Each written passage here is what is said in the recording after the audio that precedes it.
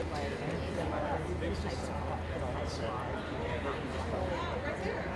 wow. Sort of relevant. It's like how it can be. Yeah.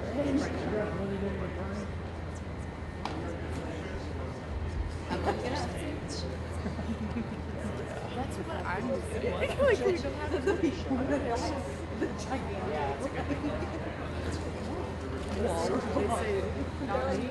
not me. I'm just here. What is this? I'm just here to watch. These are my. We almost got here. I just like use them.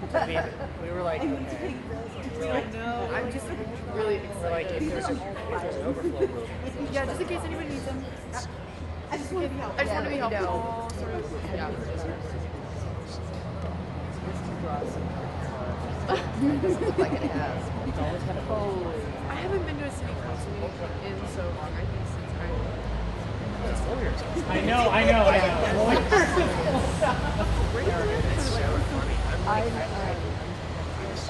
literally made a call down and so it's not 580.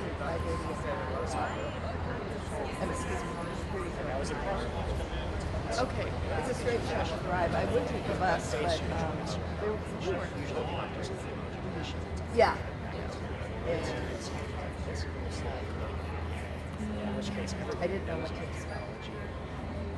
use AI and stuff.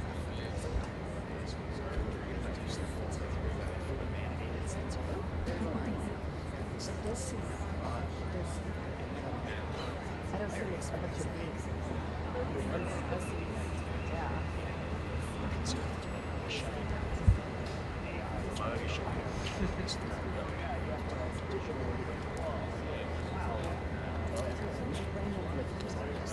They didn't litigate in attorneys tonight? No?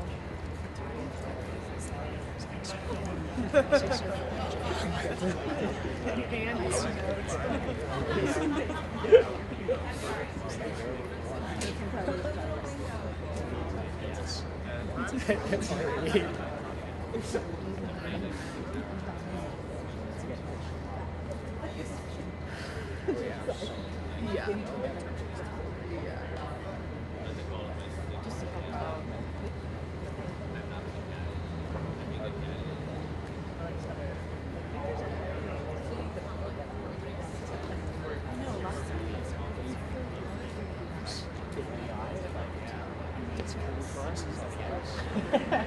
Change over. I must have.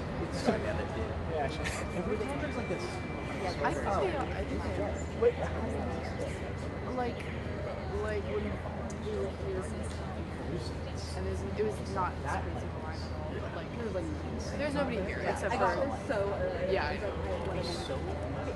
But they like as soon as they went in, they were like practicing whatever, trying to turn this It's spotless. and then they're Like, but then in the head, it's like, I don't they know, were maybe probably this stuff. a room because there's so many of them and they had all their boxes. And so they took them to and that's kind of where they I don't think they There's like they she didn't just but there were the very thing was in Right, the very thing that you're supposed to do. oh yeah. We could hear the like So, like, I always think, like, wonder if people. yeah.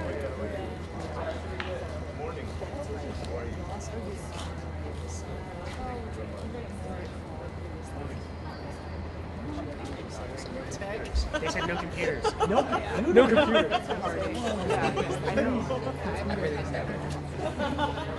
That's what is I was sensing every year. Is that for Equal fighting. I'd like give it up notes. the guy who's been setting up all morning? I know he really has just been like taking things out of a very positive style.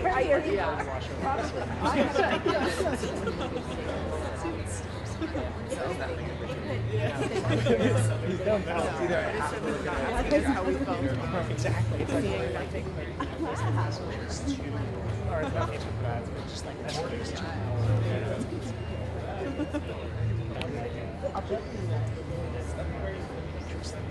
going to be mad. It's going to be extra. It's going to be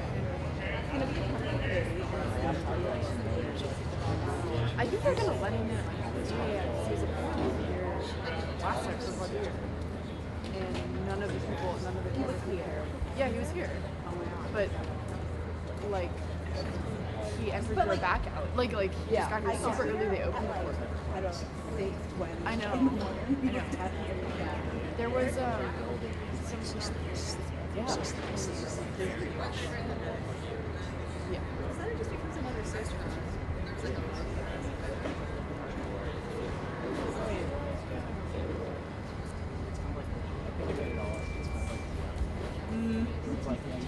You don't take it all for like, you don't so freely say that. And then you look at the school, oh, that's the school. This is from this like, all from like 7 years ago. Are you going to give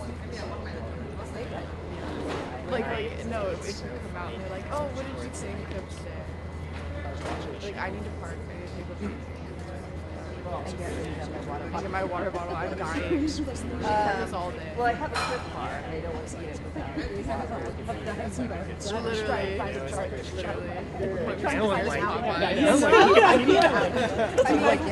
Guys, is that generator? one of the most interesting things, and I was told from people who have been court reporters and other people, attorneys, when I was not in the trial, and again, I don't know which day it was, but I wouldn't know what to say. was it prior? Honestly, I'll have to look it up. Community It's very interesting. I think they're pretty serious. Yeah. I don't even care. I'm not liberal or nice. As far as the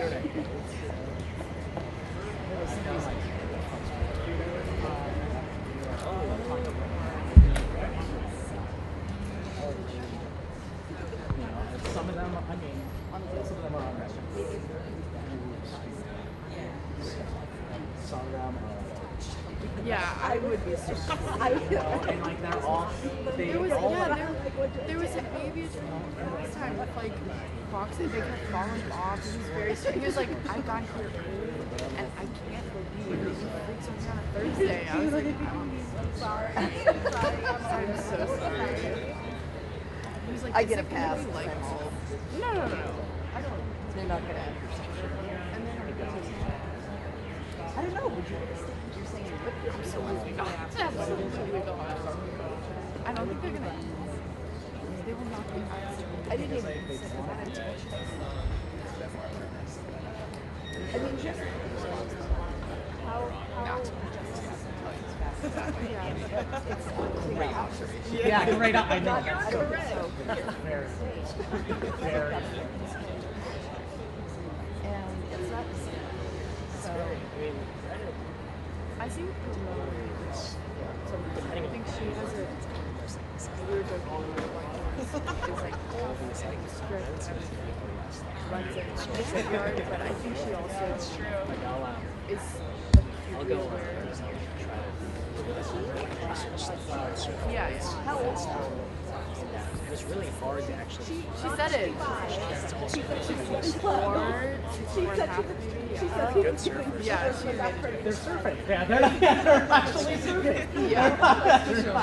Yeah, she's like, I can watch it. So my daily review, she was like, I'll take how much. So like, then I'll just be like, I'm trying to figure it out. She was like, I'm not From very yeah. It's like dividing things. Just like, But she's not like, like say this. yeah, no, I think she's I can imagine Maybe not. well, she has like so many. Discern what's relevant. she's amazing. Epic Games was one of those things. What was? Epic Games, it like Or like board games. Honestly, that's like.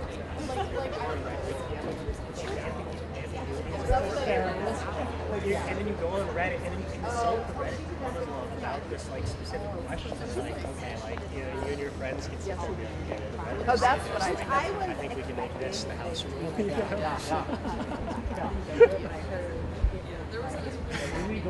yeah, that makes sense. Oh. But I also feel like I feel like you've got really strong feelings about Yeah, that You know, like it's especially and even on online stuff, there's especially here. Yes, yeah. people will use it as another immediate response. why say stuff. I'm sure. like so if that's the common response by anyone, why I would we think assume that that's going to she believes in this process. Yeah. She wants to protect the jury, and that's why she would be upset about statements in the room. But I think she wants to attract a concerned public. I do think it's I think she was a lot easier. Yeah. Yeah. Yeah. change that? Yeah. I think most people, if she can believe her film, I think she's very hard. Yeah, it's like Yeah. I mean, how Never worked This is like all very comfortable. Everybody else is probably looking at me. And paying attention and just going to the stuff that say, like, maybe not this You per can have this se, thing but generate me a will like that. You know what I mean? or people And it's like not I think it works for like I feel this. Yeah, they'd like send us stuff from ChatGPT. They'd be like, "Oh, I got this email from school. Yeah. And this is what I got out. Say this." And me and my caseworker would be like, What did they say? What were the things? I think it was just like for like kids, because a lot of it's like she knows. or like D&D.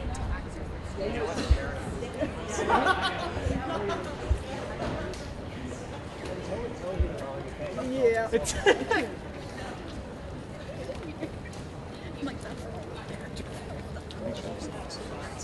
Do you need my help in there? Okay. Oh, okay.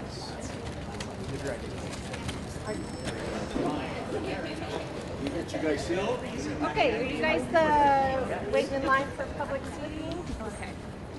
So just remember the protocol for courtroom is no recording, no photos.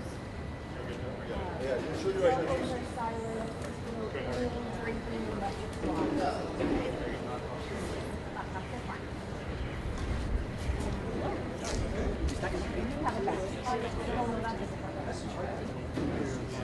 I already checked.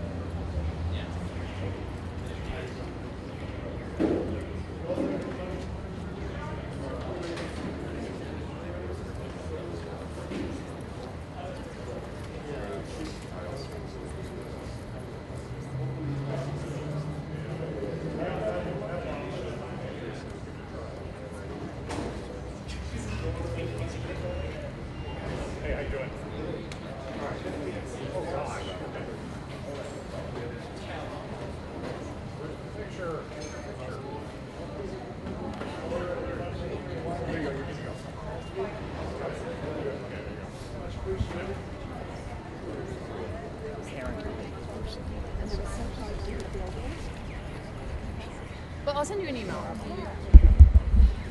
And by the way, did they felt, I think they felt like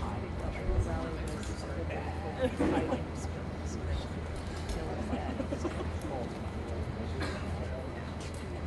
That's where the stuff with my understanding. Nah, I don't. It was. Oh, I know. I know. Yeah, it's insane. More big news was The whole generation. The retention. The ability to like hold all of that in their head. That's good. Do you think that's real? Yeah. I feel I mean like I think it's sort of like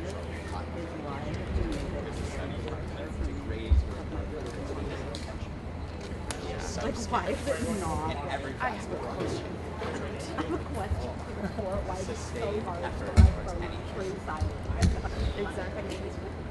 I think they moved it to like accessibility. I'm like, why would it be Or like, it'll show you some sort of That's focus midday. And it means only a month. the way that I would like get myself. Thank God, but God, my don't mom ever do that again. Your mom. SpongeBob's hard. Yeah. Yeah. But now I'm like, maybe longer than yeah, but I guess maybe that could be the opposite, where it's like actually, yeah, like the fact that SpongeBob is made into the realm of like this like amazing, you know, Just watch the whole artistic form, yeah, where it's like, you know, like actually maybe it is worth being learned. She like Is she wants- gonna marry a fox? Oh, if that's an option. Yeah, it's like parents were concerned about the show, and now I'm like, the show is so good. It's like beautiful. Well, You know, it's like a little yeah, just a little. 11 minutes. But I 8 minutes. I have to do my clothes and two extra. Yeah, to my car on and That's true. I guess like I didn't think about sneaking that. out to the courthouse. So I said it's a little. My favorite thing about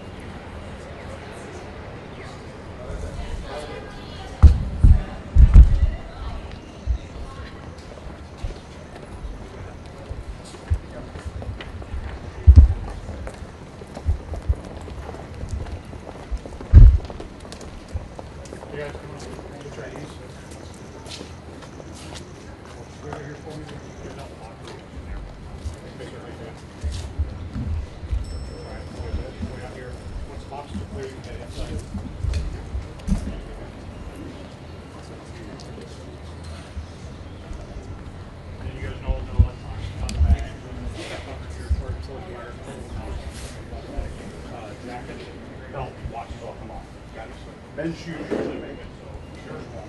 They made it so far. Yeah, so far they made it. Knock on wood. When are you going to start? Yeah, I know you have it.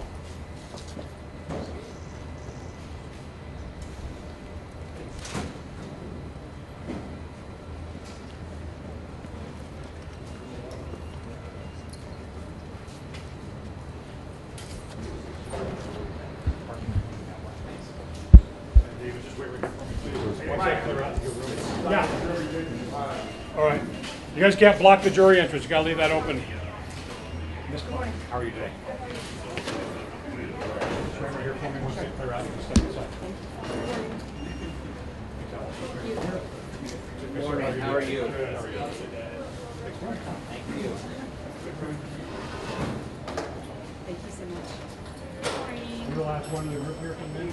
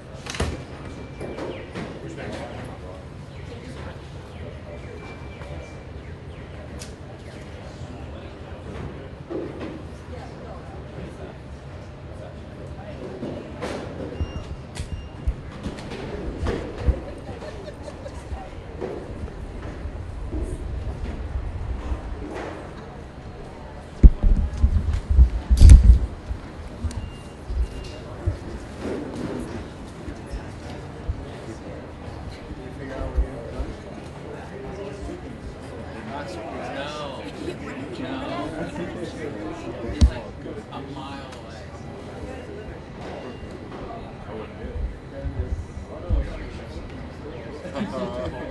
It's like, Any press going to come in? I don't want to have a reaction. Two more council? Okay, these two get training again. Yes. Right here. Actually, you're ready up there now. Just wait right here. Public one. How are you today? You've been waiting a long time. You're the first one here. Here, Emily. Just wait right here. Good morning. You know where to go up to the fourth floor? Be on the right hand side. Ready? You ready? Good. You're out here socializing.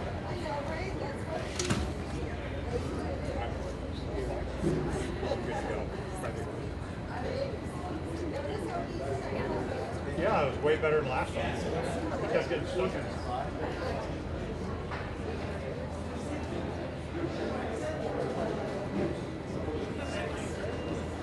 Next public. That's right, Andy.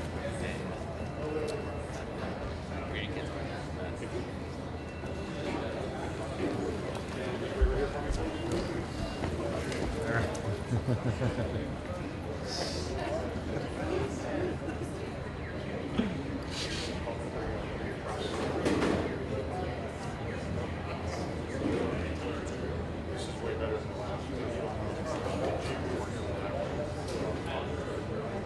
Feels like half this. You want to start on the tray on the end? Make sure anything electronic in your bag is not laptop, charging port, wire. The keys will have to, or the keys if they're okay on. Make sure they don't come outside the bag. Okay. Next public.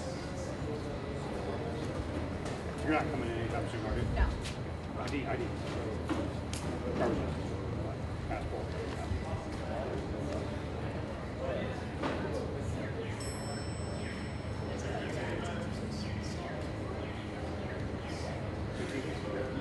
We're right here. Once he calls you in, go get you. Okay, do I need to pick up my bill? Yeah, belt. Yeah, anything electronic in the back is actually flat or digit. Wire, that with wires, chargers, portable mouse, anything like that. Laptop. Just lay it flat in the bag and go to the bus. Just double check your pocket tips. Oh, you do? Okay, on your knee or something? Yes. Okay, so your shoes will have to come off because you have to run them off. So just tell them when you come in, you got them. No, that's fine. You can go there. Start on the bin on the left. Okay. Okay. Oh, okay. All right. All right. Dorothy, you want to come in? How are you today? You're not limping anymore. No cane. Good for you. You're healed. Those cushions are amazing. I like to fly with them.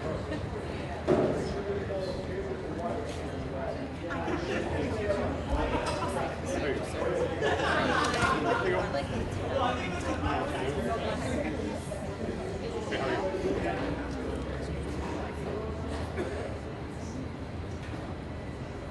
Yeah, they've already given out stickers. Yeah, they've already given out stickers. Yeah.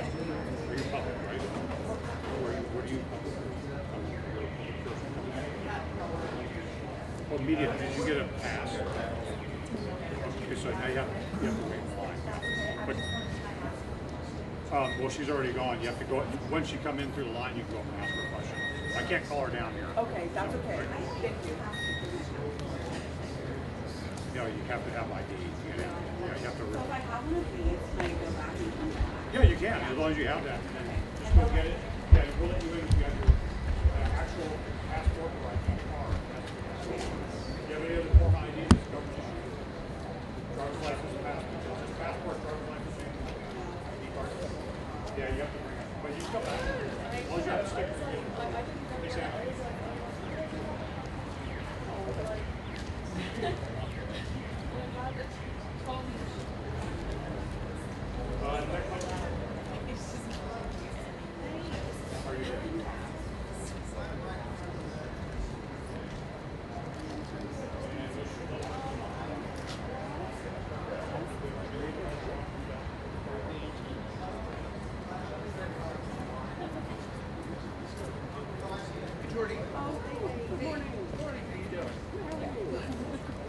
Okay.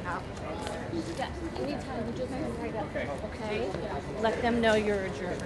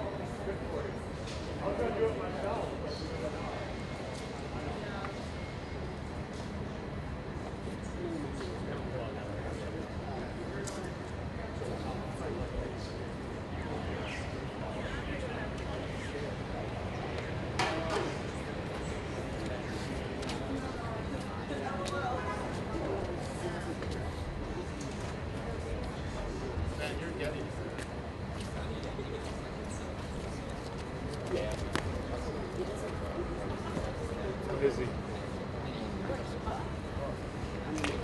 ahead and start editing what you got. What? You gotta be Oh, okay. And you'll get Bob Bonta? Yeah. Evan is going to be doing it for live. It takes the best of your stuff. Oh, sure. I should just mask it. I should just send it massive. Or just send a sequence. A sequence, the best of stuff that you got.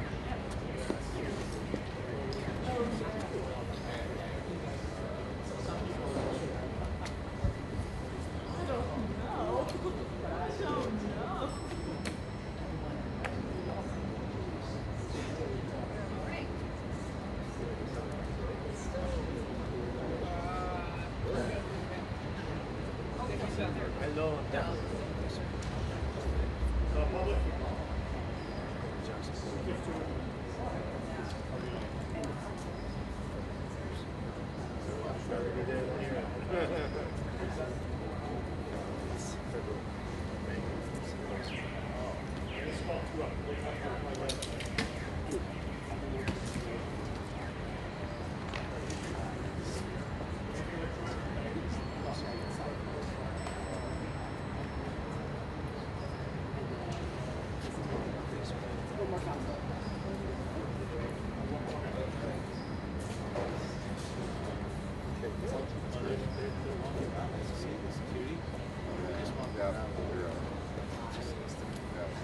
Dude, the security just walked out.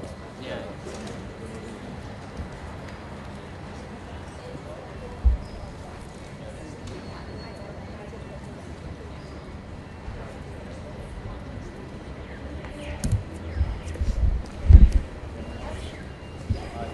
Is that Bronson who just arrived?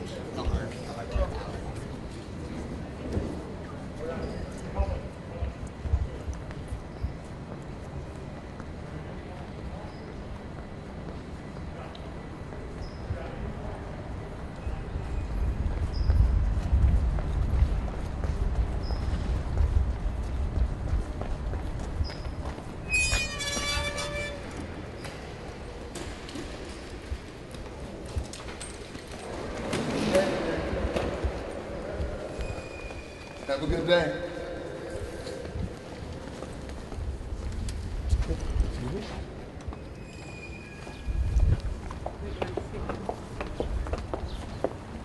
You still have to go through security. They just walk in.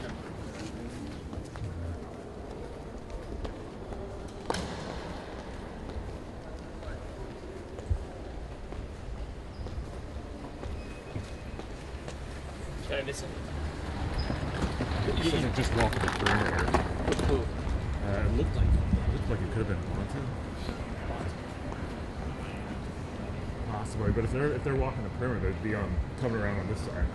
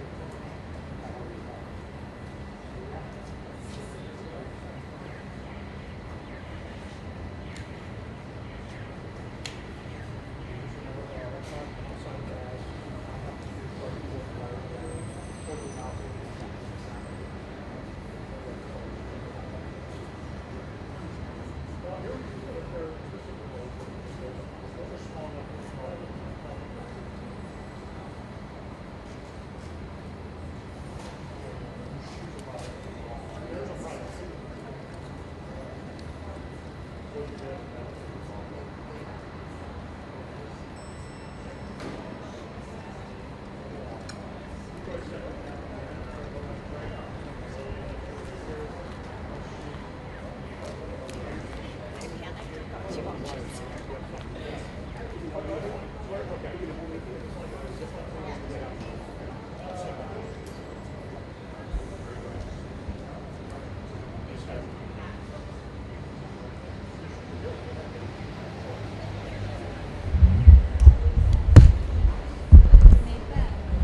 we want the Kentucky AG putting on his belt? No, right? Yeah, why not? If you get a nice clean sequence, if it's a clean focus shot, yeah. It's part of the rivals.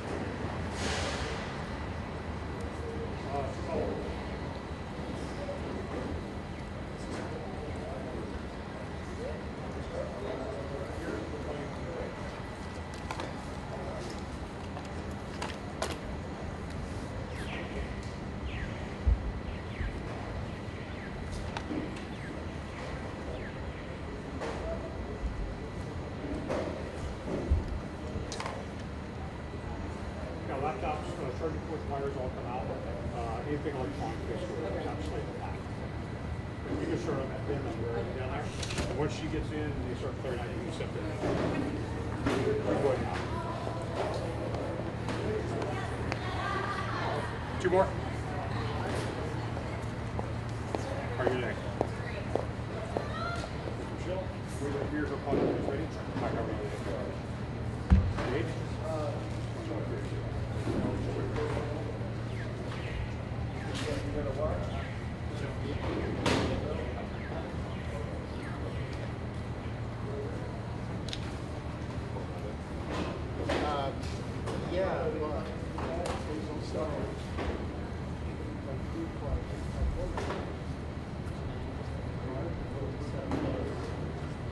Clear juror.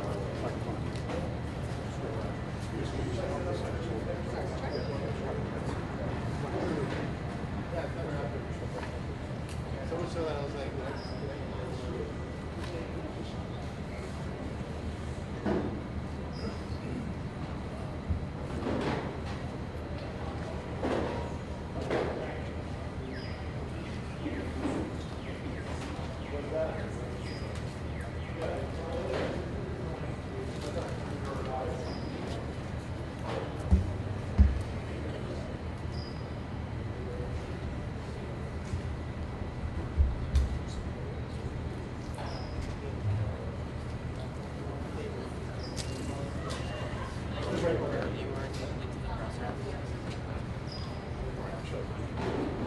Jaden, come in, Jim.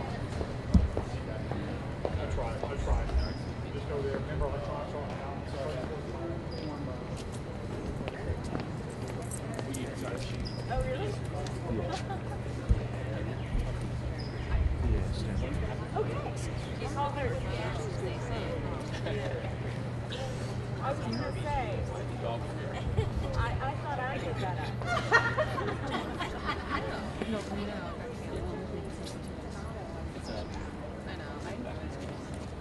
Well, they are as it's a 3-letter. Use my middle name. So they are. I think it's good. And I did that before. So I there's the parallel to me. Yeah, you have to enter the rectal. Yes. So I think I would yeah. But I did you guys have but I was very honest. Yes. I was very honest about I applied for it.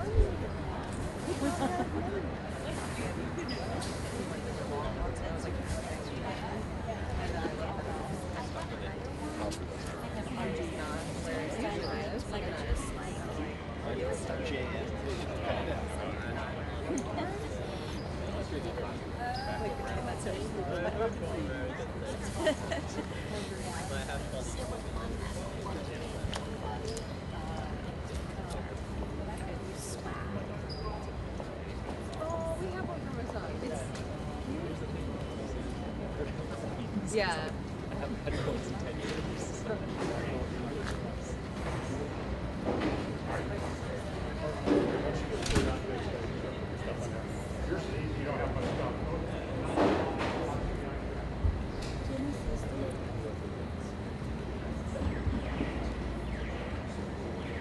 Two more.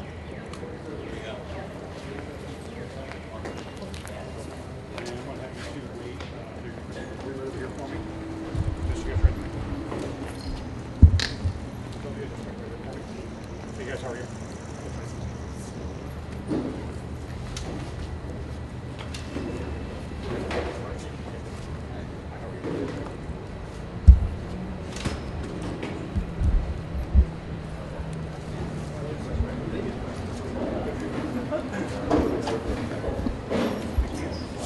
Make sure everything in your pockets is out. Anything electronic or laptop, charger, wire, and plastic.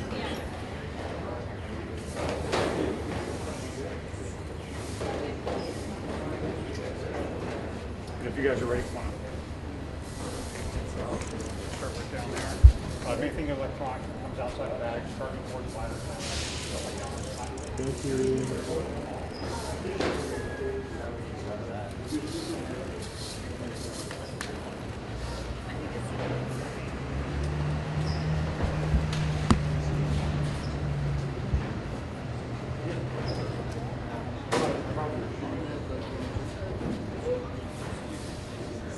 Yeah, sorry about that. Sorry. You guys got to click the entrance open.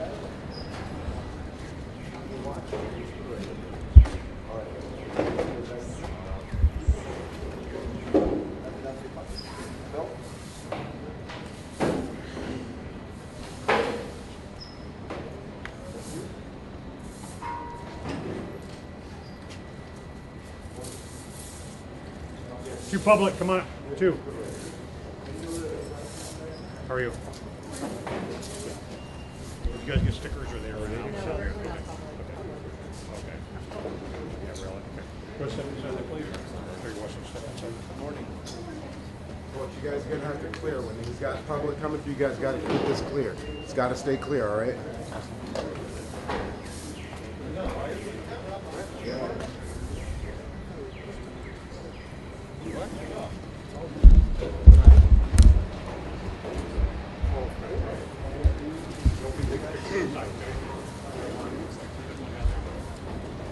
You guys press? Yeah.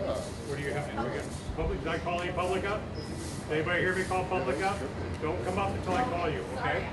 So no, I didn't call. I called two people come up. Are you pressing me? Media. Media, okay. Wow, that's good. You sure you're media? Do you have a press pass?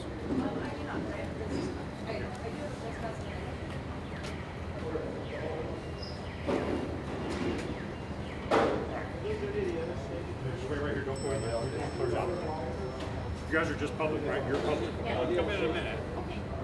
Right. You have your ID? I need to see ID too. I got one that, Thank you. Just wait right here. I'll kind of tell you. This guy.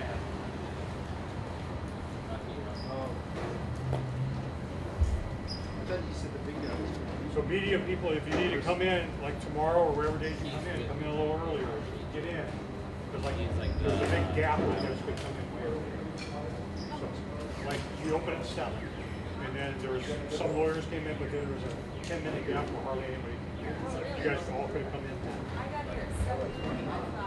Well, so if you guys are media and you're not you don't have a pass. I do have a credential. I just left it. Yeah, but you have a pass. Okay, so you do got to wait. You have to wait. Okay. But if you had a pass for ahead of time, because they have a seating for public, seating for media. I couldn't get my bosses at 6 coverage. Were you media? No. Is media? Yeah, media. Do you have a pass with courts? But you're saying 7 a.m. You already with the clerks. You're cleared with the clerks. Yes. All right. I'm serious. Drive ID too. Yeah, you can come. Okay. That's okay. Here, Jordan. And just right here. Oh, not yet. Wait till they clear out. My hand steady. This isn't bad like the other one. Here's my ID. Yeah. Oh, I know. Do you have to have it with you? Doing the list. Or do you have a card with you? No. Okay.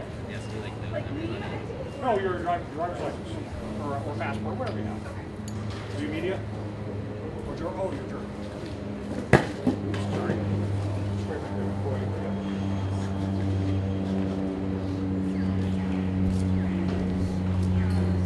This I'm gonna have you step out like this.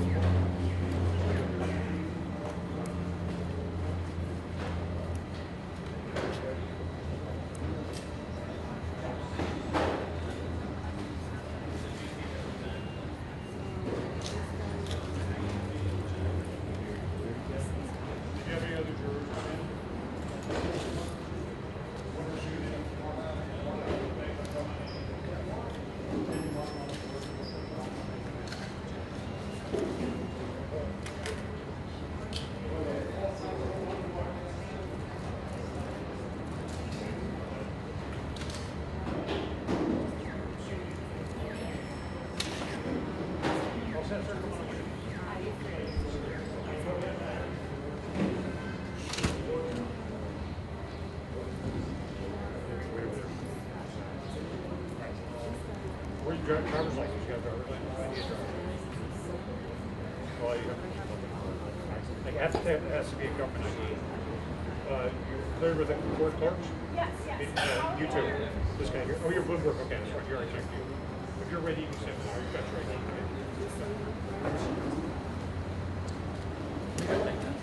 Just have for next time. Just have your ID ready.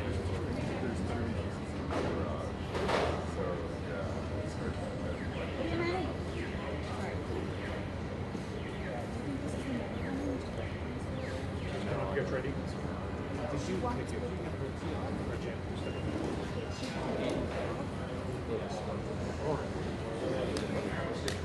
Remember electronic stuff outside the bag, like flat bid, parking for drivers, stuff like that? Shoes should be good. I don't think she's going to. Okay, so we do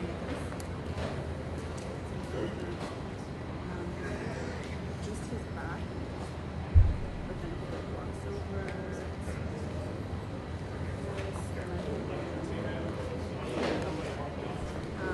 You have enough video to watch? Is that not?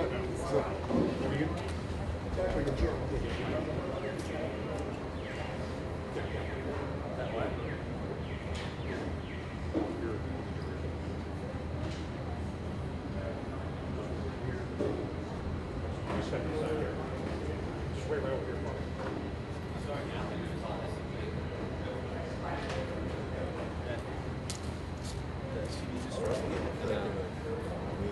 Yeah, I saw that. That's why I came back.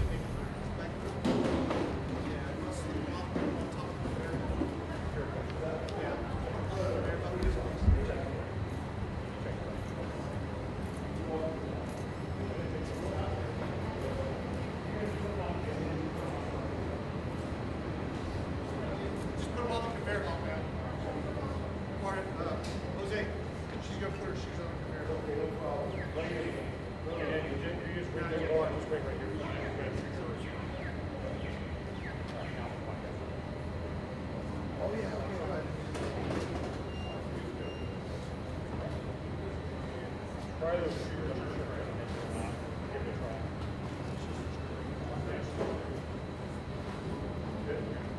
what's their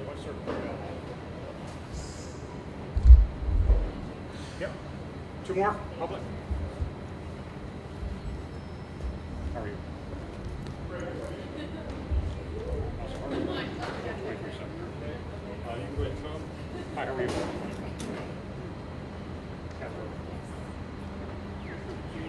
And you want to send two more. Oh, yeah. And right here, don't yeah. Okay. How are you, miss? How's it going, man? Good. Here we are. And you just got it so you guys know electronics, outside bags, laptops, phones, chargers, just laying flat in the bin, wires in Another 6 weeks of nothing but happens this week. Just take them out, lay them flat in the bin, a separate bin or whatever. That way. Yeah, I hope so. That's the same for us too. It's a little different this time. There's not really no witnesses, right? I mean, are any of these families going to come forward, or? Oh, they are. Oh. I tried.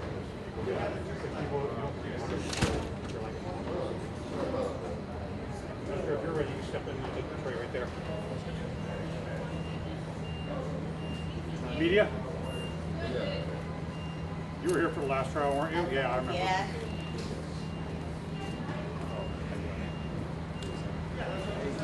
Just don't go in yet, don't plug in just a second, okay?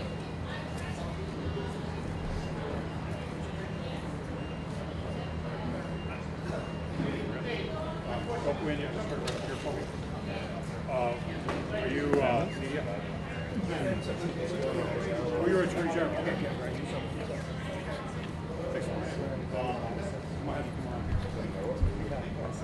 How much stuff do you have on you? A lot of electronics? Morning. Do y'all have the info for the 9 o'clock press conference with, okay.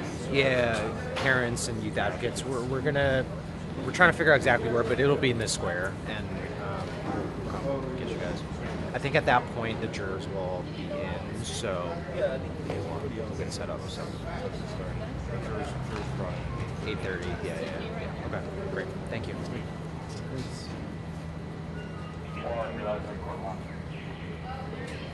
Yeah, he's coming back. Yeah, he's coming back. Yeah, that's what we're looking for. Yeah, I didn't see it. That would make sense. Yeah, it's a Homeland Security bag. We'll see. Yeah, we'll see.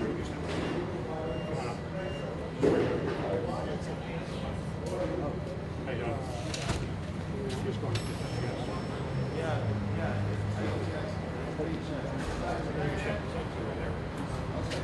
Hey, sir, how you doing?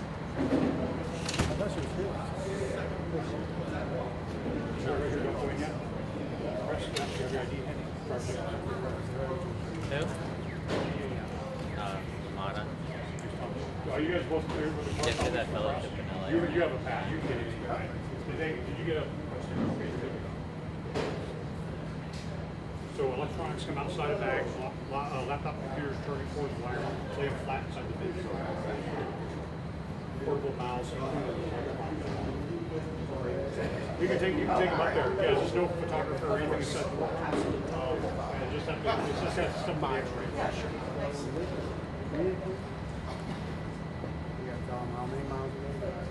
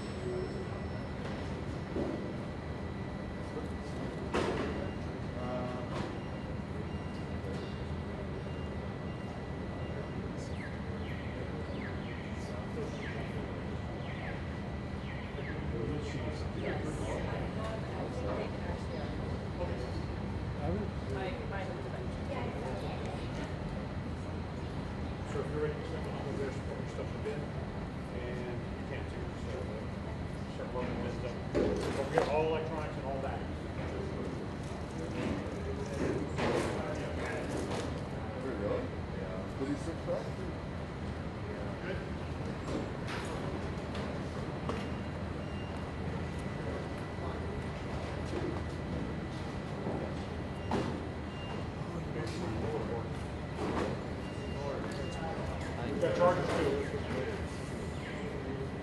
Okay, no, don't. Jacket, don't, jacket. Somebody's gonna come. Two public? Picture IDs handy? Maybe driver license? Maybe the Instagram. Or passport, whatever. You have your ID. Instagram. Oh, no, you have to have the driver. You have a passport? No, you have to have the cards. Yep. Yep. Can you go get it and come back? You guys can come back. Yep. No, it doesn't matter. We have to have the. You have to have a card. So, all right. I'm sorry. Yeah, but it doesn't matter. You have to have the card. Sorry, that's our rule. It's a building rules. How the federal government works. Next public. Hi, sir. How are you today? Alexander, step right over here. You can step aside.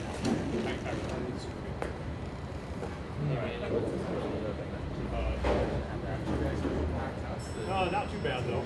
Missed you. Come on. Last but not least. What? Mel too, not Melito. Melito. Also. Oh, male too. Fuck you.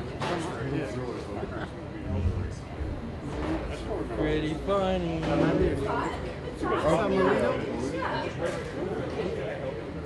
Oh no, there's been well documented. It's one-way relationship. Wait, you guys already started? We're just continuing what you started last time. We act all nice. You ready?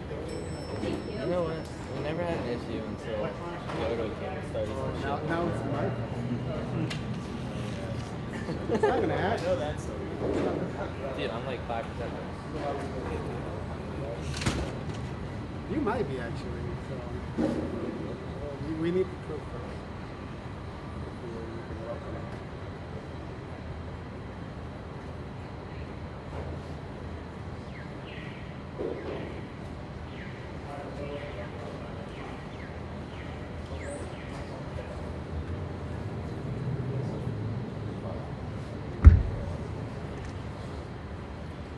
Kentucky don't stay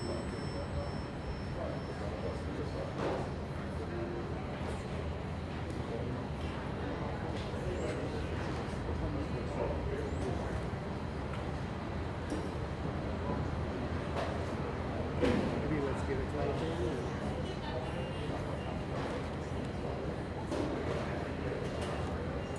Oh. What does that matter? It's like with signs and stuff. I think it's like families. Here? Yeah, you can. You have your ID. You have to have driver's license. Okay. Okay, thank you. I think it's like families and kids. Get your ID handy too. You put your stuff in. What time's the press conference? Oh, No. there's a press conference? I just RSVP'd to it. Yeah, please. You have to do, mail tow. Mail tow.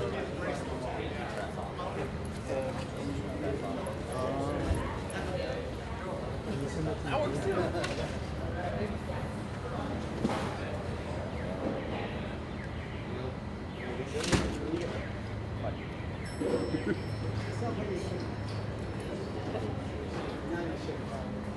Ain't gonna shake that one.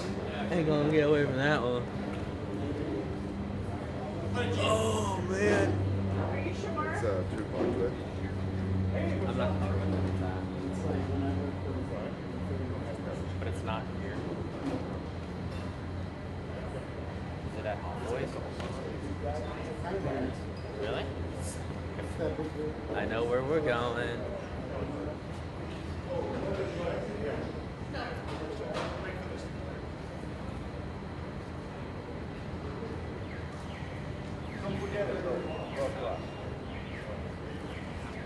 I was gonna wait till 8:30. Phone was gonna ring. It's on mute. It's on you. You're good, good. How's it been? It's been okay. Yeah, just attorneys, like everything.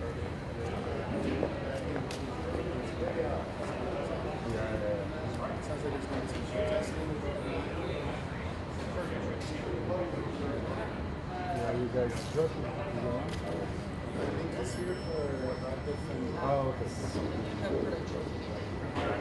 Yeah, I remember DJ was coming. We covered different instances. This is the everyone. Yeah, the watching don't come off. I'm a slow filer, so I gotta get things started. Yeah. Yeah.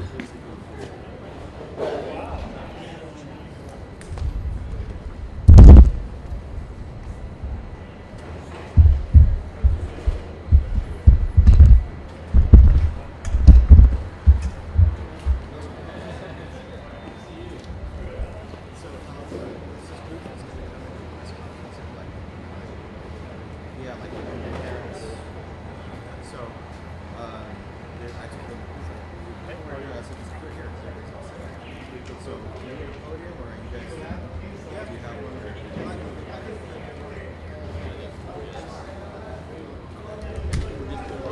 That's right.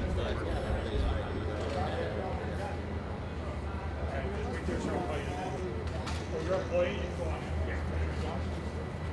And then just put give everybody Right there, I'll a second. We're going to turn you on the case.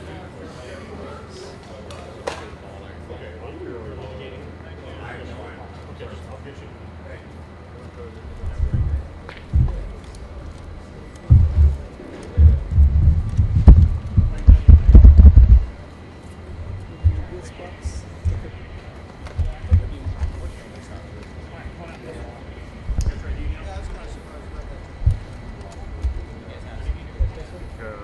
For all the months, NBC had a whole crew live set up right there. Yeah, there's a press conference at 9 with families.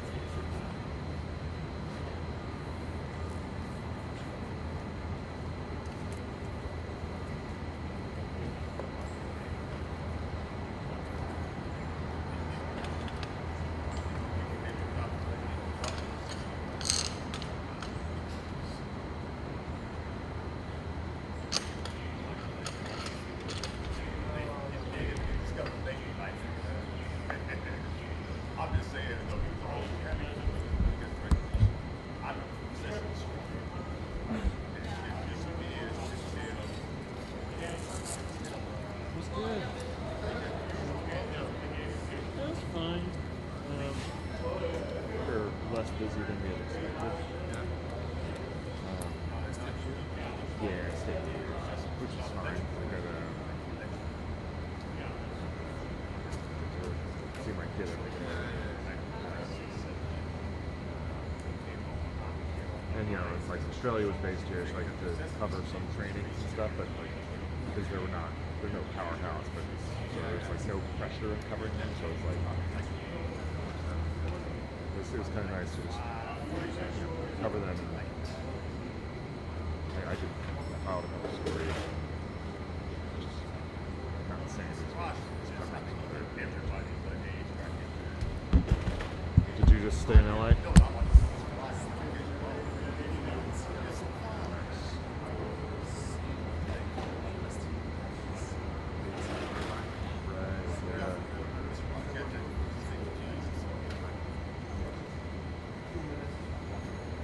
Yeah, that Irvine facility is nice.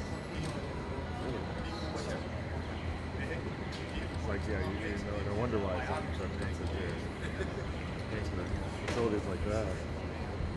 Only the rich people can afford that. I went down once. It was like a very opening training for you guys.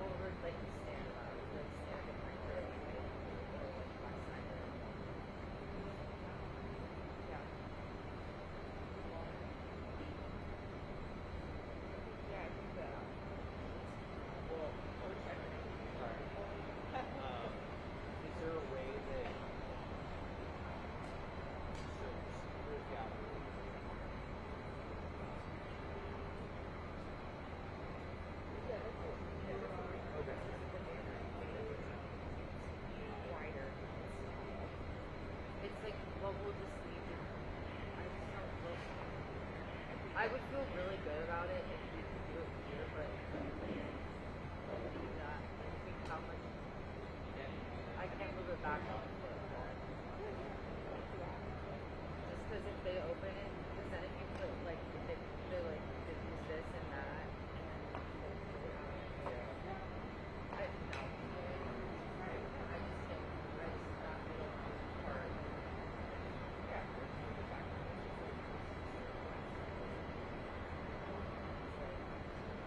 Because then that's it. And then it's like it's up here.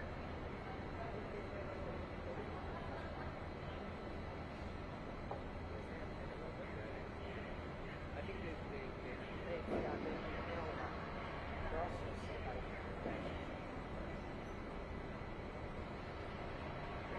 Okay, let's do that. If we don't lose, I'll have us start down here.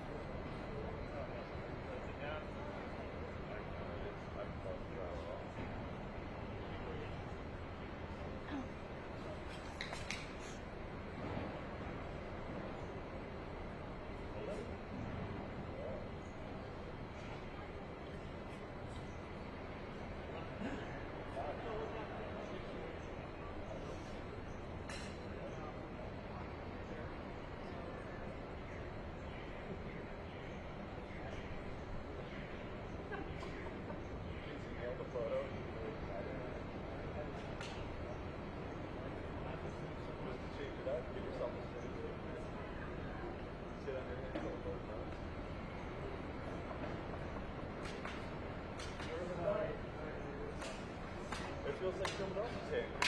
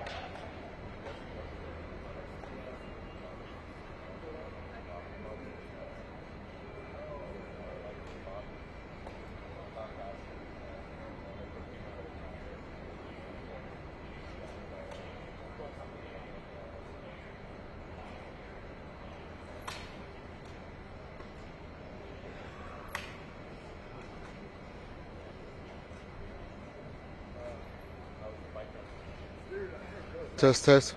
1, 2. Test, test. We're good? All right.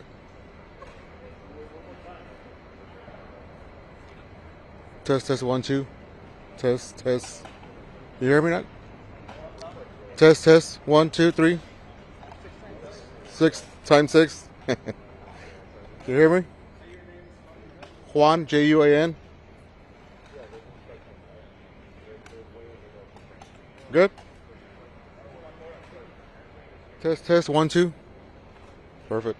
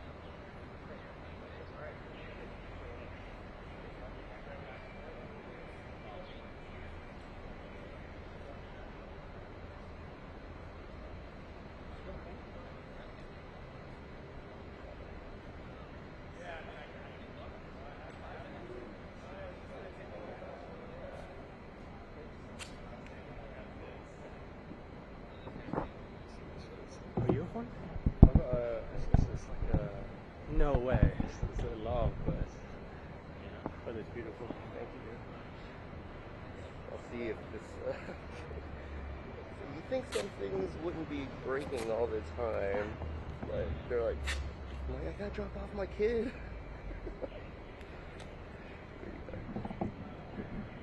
You want to go inside? Or I'll go around you. Put it there. It's gonna make this look awful.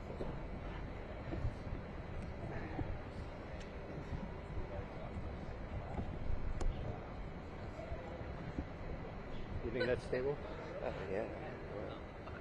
Better than that. I was looking with the clip, and then I'm like, oh my god, that's gonna like pop off right as. Hopefully, it doesn't get emotional. Okay.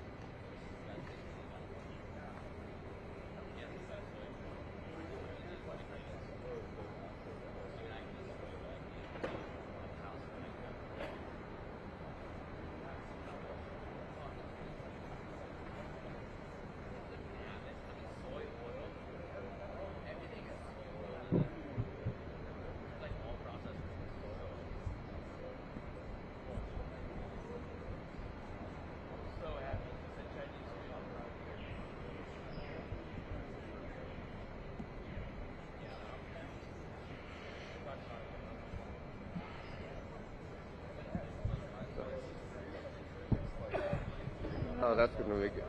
How can I put that? I would put it right there. Yeah. Yeah, yeah.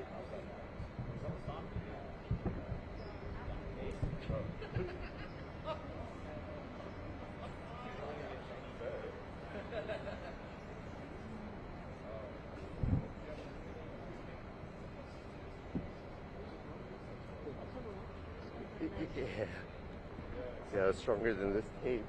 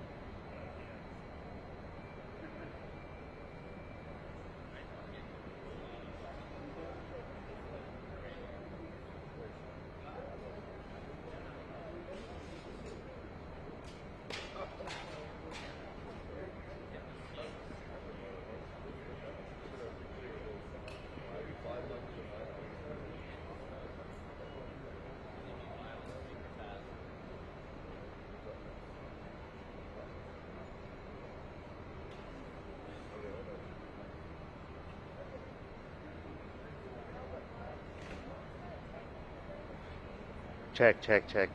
How loud is that? All right, you gotta turn it up louder.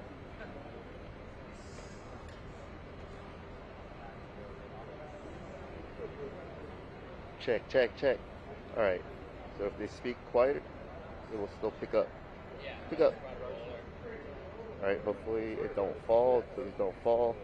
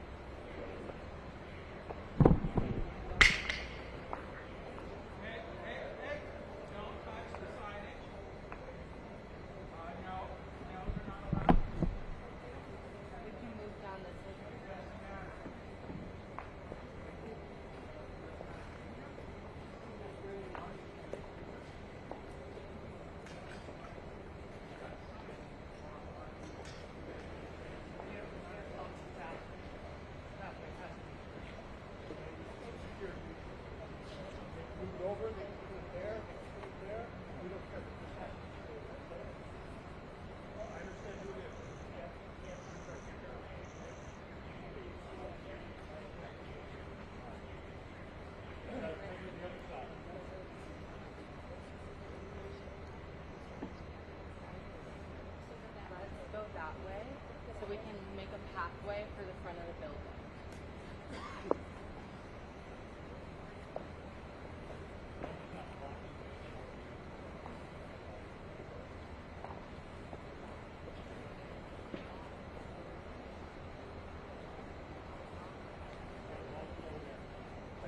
Stop, stop.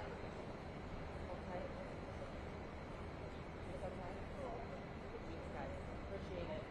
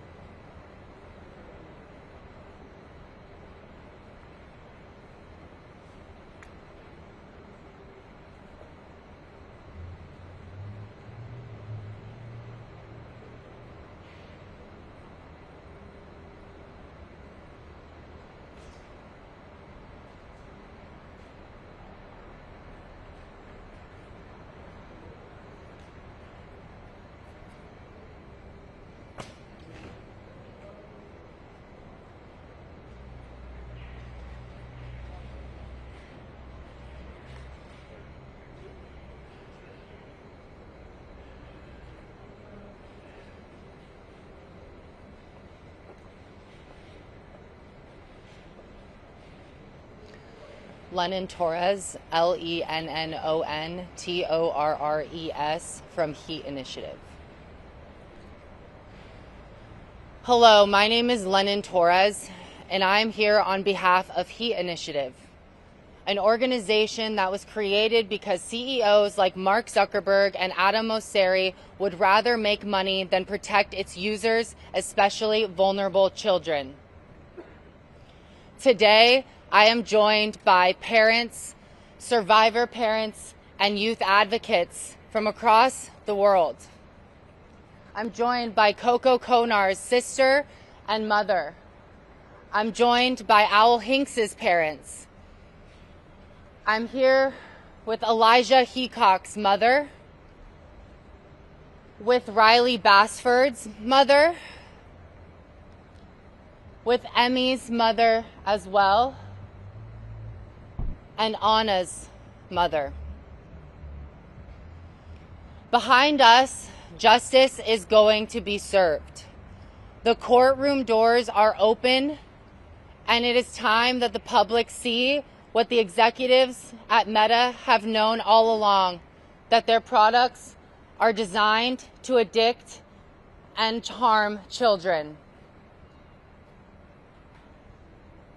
For years, we have been gaslit by safety feature updates that often end up buried, missing, or broken altogether. And today we're here to say enough is enough, and it's time for transparency and accountability. There is nothing inherently social about these platforms. Instagram is not social media. It is a predator-enabling engagement farm. And we deserve better. The names on that banner whose lives were cut too short. There is an 8-year-old on that banner. Let that sink in. Each name more than a data point. So we stand here as a reminder that we will keep showing up until justice is served. Thank you.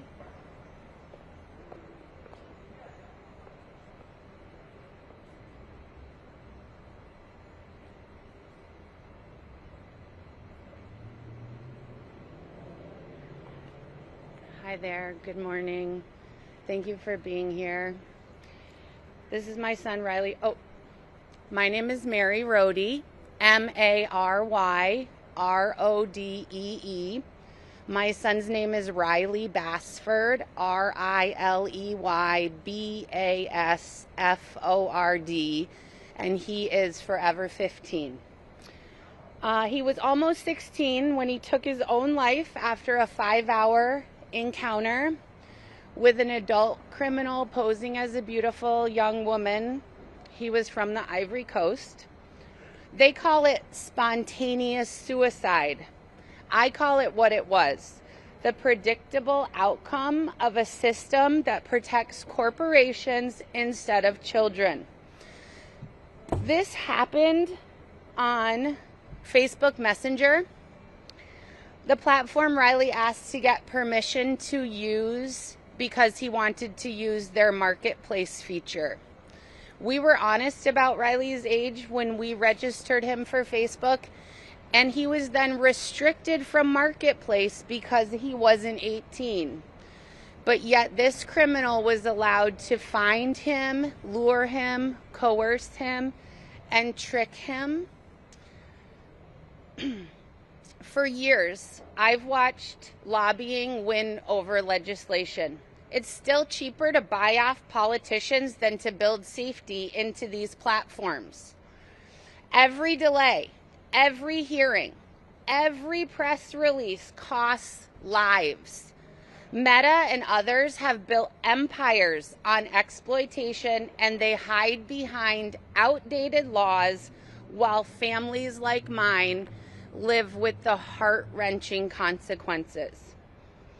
While we were in Los Angeles awaiting a verdict, surrounded by other survivor parents, but also feeling deeply for all of those that were not there with us, along with our dear supporters and friends, we decided to create something that memorializes all the lives cut short by preventable design choices.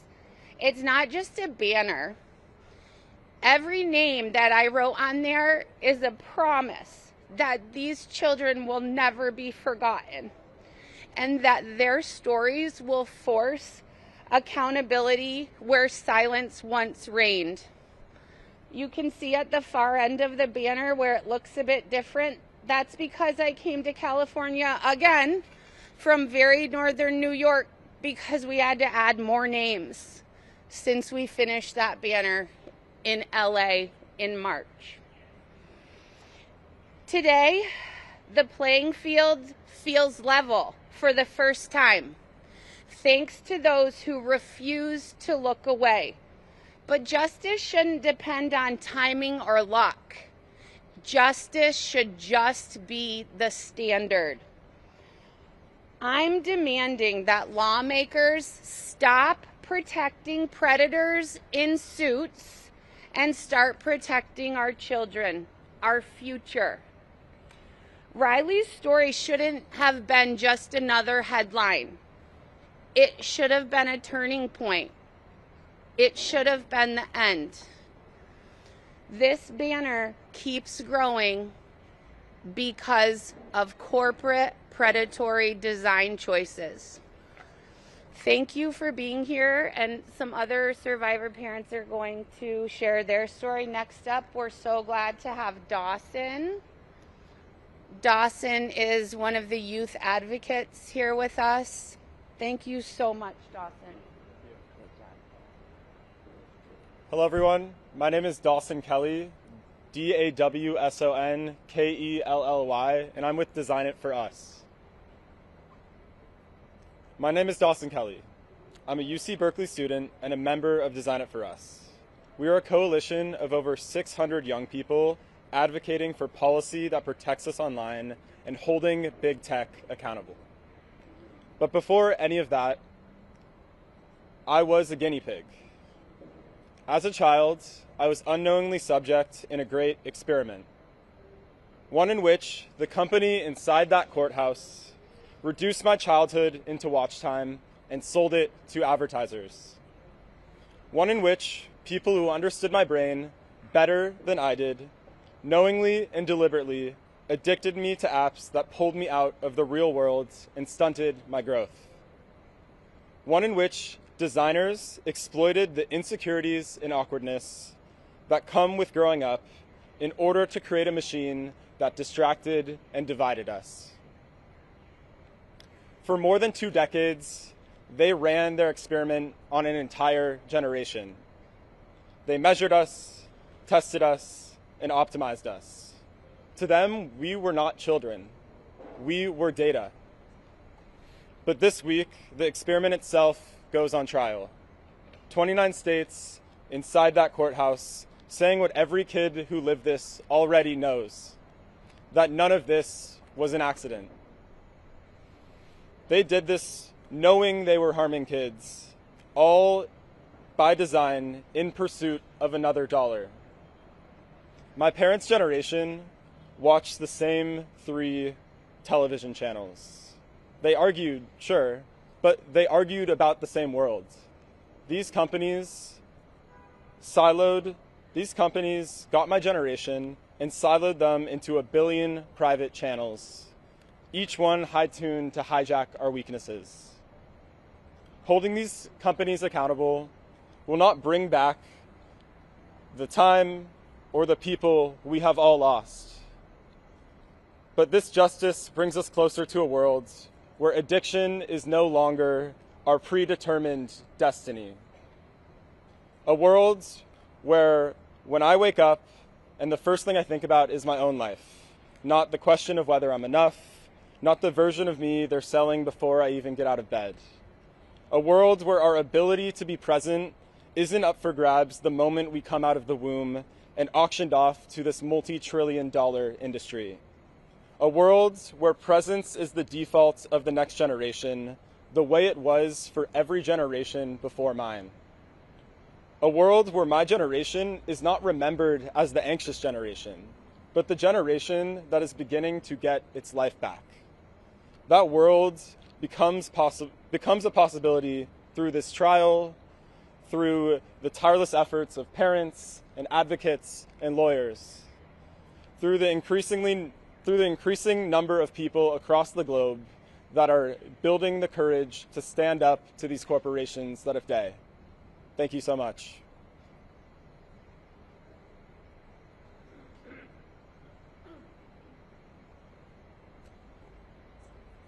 Good afternoon, everybody. My name is Josh Lowenthal. I'm an Assembly member. I'm the Speaker Pro Tem of the Assembly. I represent Long Beach. Last name spelled Lowenthal. I'm the lead author of AB 2 and AB 1709 that are moving through the California legislature.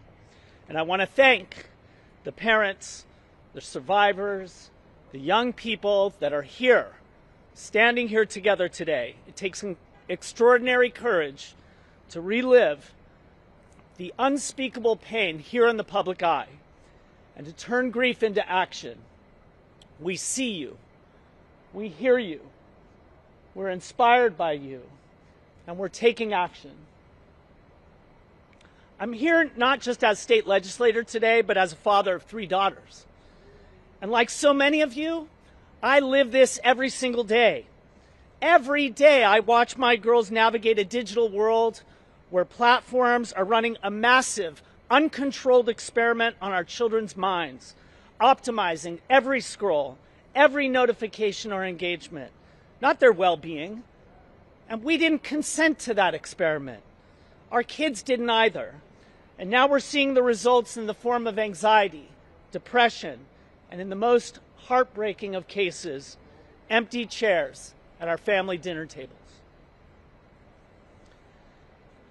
80 miles from here in our state capital, we are on the doorstep of passing 2 of the most consequential laws in the country to change the relationship kids have with social media.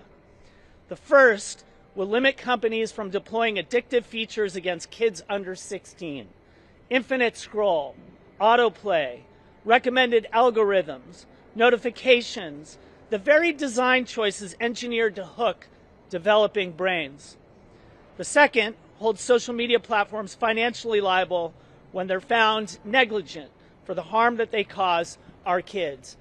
And we are developing and crafting this legislation so it can be cut and pasted and brought to state houses across the country until we get our federal government to act, because they have been derelict in their duty, providing no action, no oversight for this anxious generation, and we all see the results. Let's be clear about something. Legislation in and of itself will not get this done. What's happening in this courtroom, the litigation that you are pursuing, the truth that you are demanding to be told under oath, that work, shoulder to shoulder with the legislators across this country fighting the same fight is how real change happens. It's a combination of that courage and those laws that will finally force accountability. And of note, the 29 states that are here are red states, blue states, purple states, just like the legislation that is moving across California. It is red, it is blue, it is purple. It is affecting every family in every corner of this state. In fact, I've yet to come across a family of school-age children that are not struggling with this issue. And I can tell you, it is the worst feeling of any parent to go into your child's room at 8 or 9 in the evening and they're by themselves completely and totally stressed out. It has to change. We're demanding change, and we won't back down. So again, to the families, to the survivors, to everyone who chooses to stand up when it would have been so much easier to stay silent, we thank you. We're not stopping until every child is safer because of your work here. With that, I'd like to introduce true hero and inspiration to me, Juliana Arnold of Parents Rise.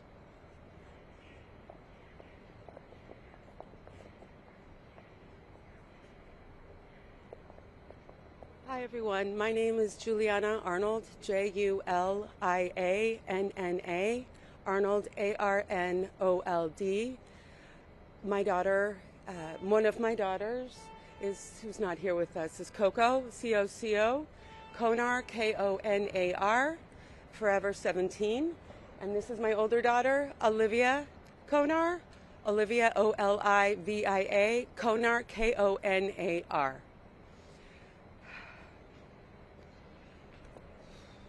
So I want to start out by looking at my fellow survivor parents.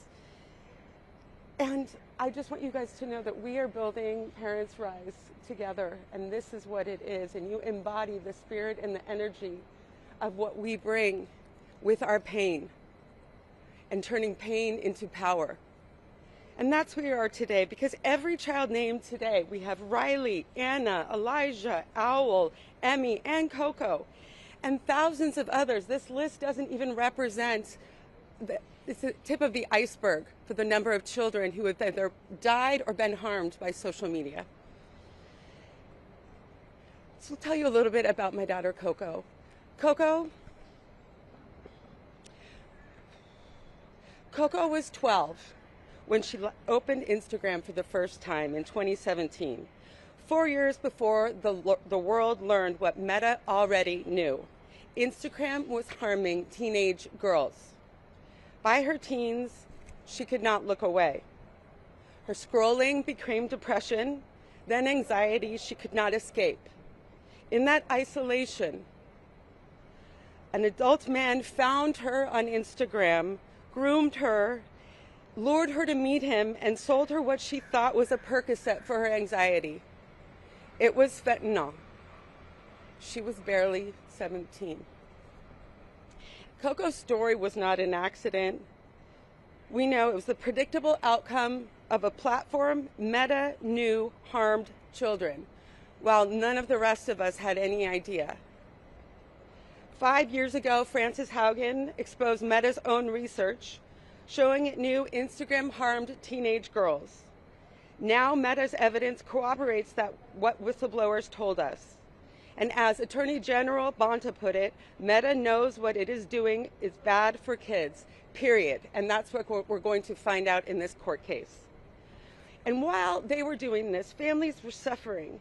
And Meta was spending more than $13 million on lobbying Congress this year, deployed 86 lobbyists, and poured another $20 million into its own super PAC, all to fight the laws that were meant to keep kids safe and hold these companies accountable.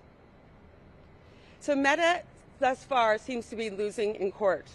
So what it's turning in desperation is to Congress to give them another liability shield before the next generation of technology faces the same reckoning. That's why Zuckerberg's push into AI should alarm all of us. He says technology should empower people, not manipulate them. But why didn't that principle apply to our children? We are tired of these PR stunts and greenwashing. These cases are the only thing that's bringing out the truth through the evidence that's being discovered of what was really going on behind the closed doors of this company. And we will expose more of it through this trial. So we know we need accountability in Oakland, and Oakland can give us accountability and hold them accountable. But it is really Congress that must decide whether accountability ends here or finally begins. And thank you to Attorney General Bonta and every AG who brought this case. Thank you for standing with our children and the truth. We were there in Los Angeles and we didn't go away. We were there in New Mexico and we didn't go away. And we will not go away after Oakland. This is one of many, and we are here for the long haul. Our children should have grown up. Instead, we are left to speak for them. Let theirs be the last childhoods sacrificed to silence and inaction. Thank you. I'd like to present Lori Schott, a fellow survivor parent.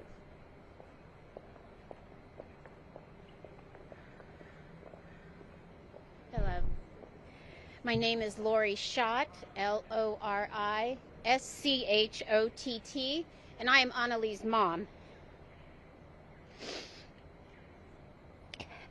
Forgive me. I am here today because my daughter should still be alive.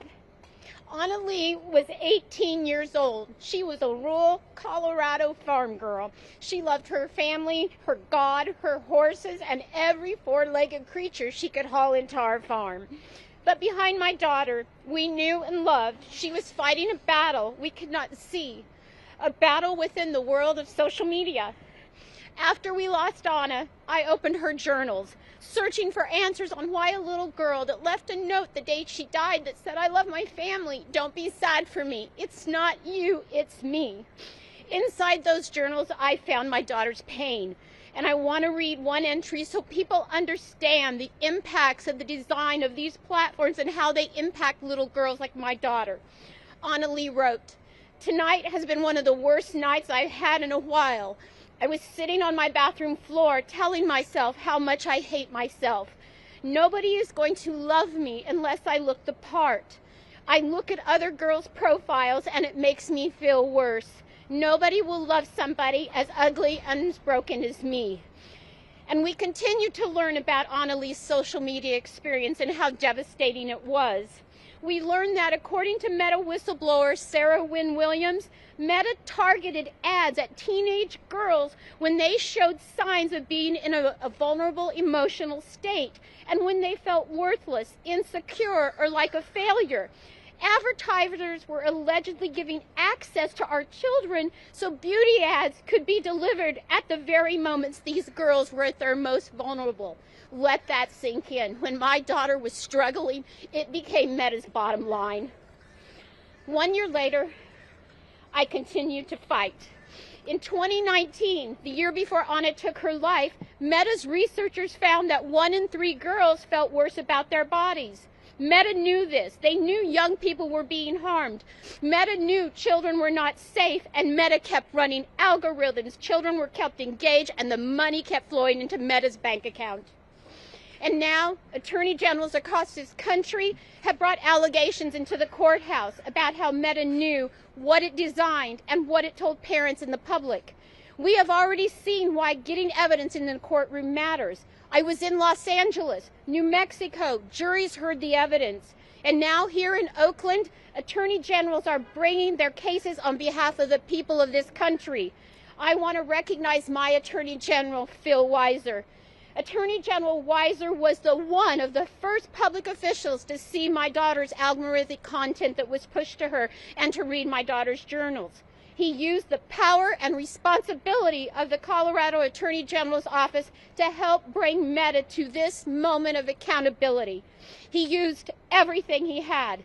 The evidence and Meta's internal documents will finally have their day in court. And today, as I stand outside this courthouse as Anna Lee's mom, I have a message for Meta, Mark Zuckerberg, and Adam Mosseri. You built one of those most powerful and richest companies in the world has ever known. You designed and built these platforms that reached into our home, into our children's bedrooms, and into our children's minds. But power does not excuse harm. Profits does not erase the responsibility of big tech. And no company, no matter how wealthy, no matter how influential, no matter how untouchable it feels it is, should get to stand above the truth, the law, and our children. Thank you.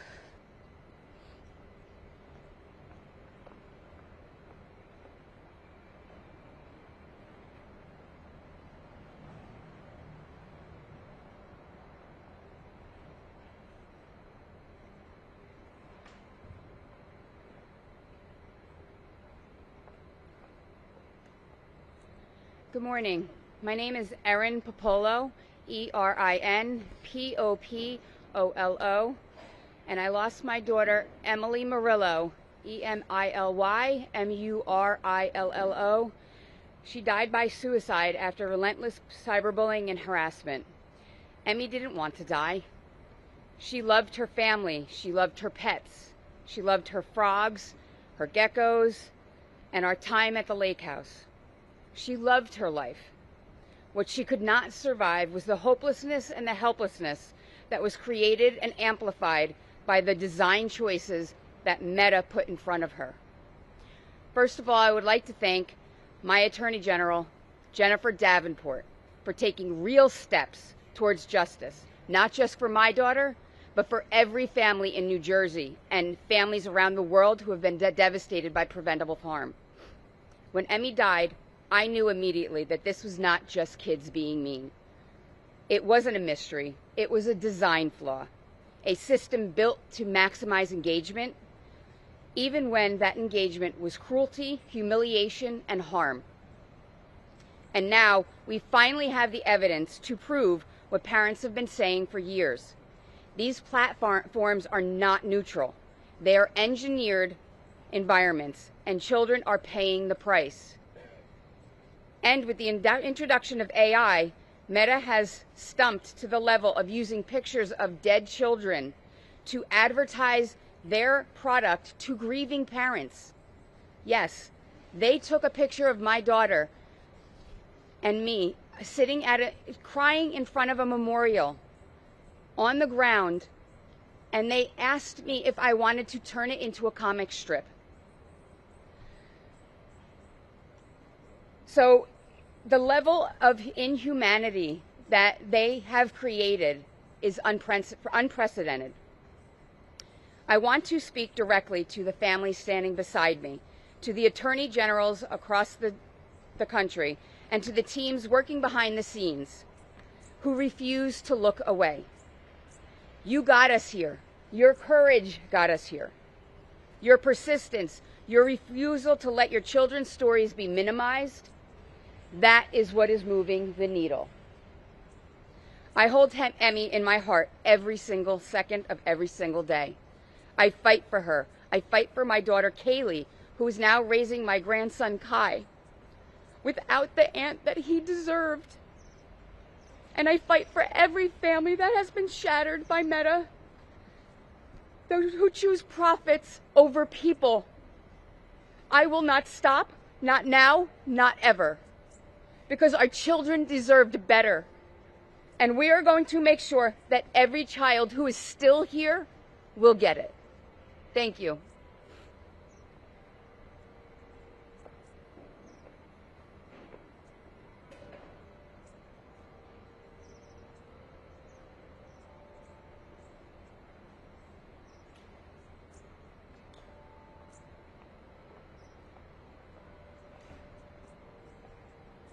Good morning. My name is Shannon Heacock, SHANNONHEACOCK. I am here to honor my son Elijah and every child harmed by big tech. But before I tell you my story, would you kindly take out your phones and set an alarm for 20 minutes? On February the 28th, 2025, I was woken up by Elijah's twin sister, Palin, telling me that Eli was hurt. I ran to him. He was laying on my cold laundry room floor, and I had no clue what had happened. I went into panic mode, digging blood out of my son's mouth, begging him to breathe. I watched him lose his battle. I left the room so his twin and his baby brother would never have to see what I saw, but sadly they did. Elijah was rushed to the hospital. My sister had gotten into his phone because he had left a message. The officer beside me was an ex-FBI agent. He told me that my son was a victim of sextortion. Before we could plan Eli's funeral, at 16 years old, I had the FBI sitting at my kitchen table. That's when I learned it took 20 minutes, 150 messages, AI deepfakes, and $50 that took my son away from me. I would like to thank the Kentucky AG, Russell Coleman, for his work in Kentucky and what he is doing to make laws stricter and willing to work with us, parents. Check your phones. Some of you still have time on them. Elijah didn't. The predator found Elijah on TikTok, but the FBI confirmed something else. Something that keeps me up at night. I don't need anybody else to blame me. I blame myself. That predator followed him onto Instagram and used his following, knew everything about Elijah at school, every single detail. They used this to work through my son's world. The list should have never been accessible for adult strangers. Grieving families have been telling media that for years. I'm new. Elijah and I are just a year and a half into this. A minor's friends list is a map of every child a predator can use to threaten disclose of embarrassing photos. Every family member, every classmate on Instagram. It's also a map predators use to go after kids. And Meta leaves that map wide open for anyone to find. And the most popular social media platforms, Meta, is the worst offender when it comes to this. Serving our children's offline lives to predators, and it connects them to online. This wasn't an accident. My son did not take his life. My son was killed. It's a design choice, a company that builds its platforms to maximize a child's engagement, click after click, at the cost of the child's safety. They knew what they were doing. Mark Zuckerberg looked the public in the eye and said their platforms were safe. Well, Mark, look me in the eye because you're a liar. That is why we are all here today. Somewhere inside Meta are the documents that prove they knew their failure to protect minors' privacy was putting kids like Elijah in danger, and chose not to fix it. Families like mine deserve to see those documents. Every parent whose child has public profile right now deserves to see them. I couldn't save my son, but I can stand here and demand the truth. That I promised when I said goodbye to Elijah that I would never allow any other child to be harmed. No mother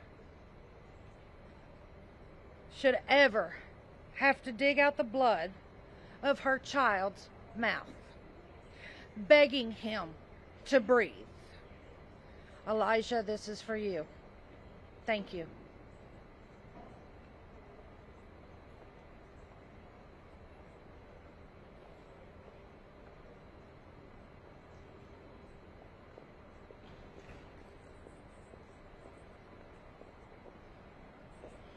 Good morning. My name is Victoria Hinks, Victoriahinks, and this is my husband, Paul. And we live in Marin County, and we're here on behalf of our daughter, Alexandra, lovingly known as Owl by all of her friends and family, forever 16, and taken from us too soon by big tech. I first and foremost want to thank A.G. Bonta for his leadership in holding big tech accountable. He's done great work, and we're grateful that he got us here. I've also worked closely with California's first partner, Jennifer Siebel Newsom, and I want to thank her and Governor Newsom for their hard work in this space. Owl didn't die by accident. She died by design. Meta's own engineers built an algorithm that knew exactly what to show a struggling 16-year-old girl to keep her scrolling, and what that content could do to her. They knew, and they did it anyway. That's why this trial matters. Big tech must be held accountable like any other company that knowingly harms a child. And lastly, let me tell you about our beloved Owl. She was kind, sensitive, and beautiful, absolutely beautiful on the inside and out. She ran cross country. She loved animals, especially our Westie Elsa. She loved anything pink. She was a proud Swiftie and loved Hamilton.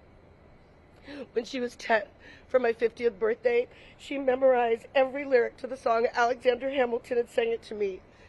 I will remember that forever. It's the best gift anyone has ever given me.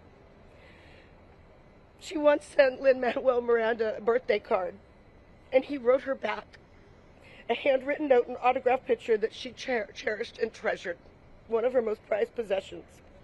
She wanted to be a mom and a preschool teacher. And she should have graduated from Redwood High School in Larkspur back in June. And she should be heading off to her freshman year of college now. Instead, she's buried at the Mount Tamalpais Cemetery in San Rafael. And finally, it is time that we take Mark Zuckerberg's name off our San Francisco General Hospital. This man has made decisions that have led to the deaths of so many children. It is criminal. It's like putting a picture of the Marlboro Man on a lung cancer wing. This has to stop. It is criminal. Again, thank you so much to A.G. Bonta and everyone for being here, and for all of the other survivor parents who give us so much love and support. And thank you again.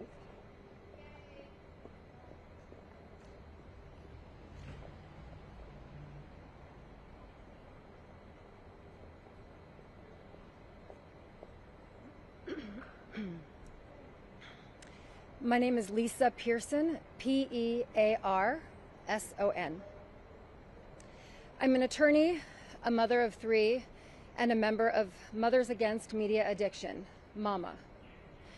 MAMA is a movement of parents across the country who are fighting back against the epidemic of social media addiction that is destroying our children's adolescence and their childhoods.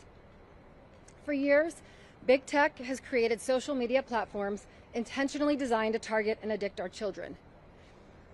In the relentless pursuit of profit, these companies have fueled a youth mental health crisis, knowingly putting our kids at risk of social isolation, online exploitation, self-harm, and even suicide. Big tech is the new big tobacco, targeting kids and addicting them early. We now know this to be true. But today we are witness to a historic moment. Just as with big tobacco in the 90s, these companies are finally being held accountable.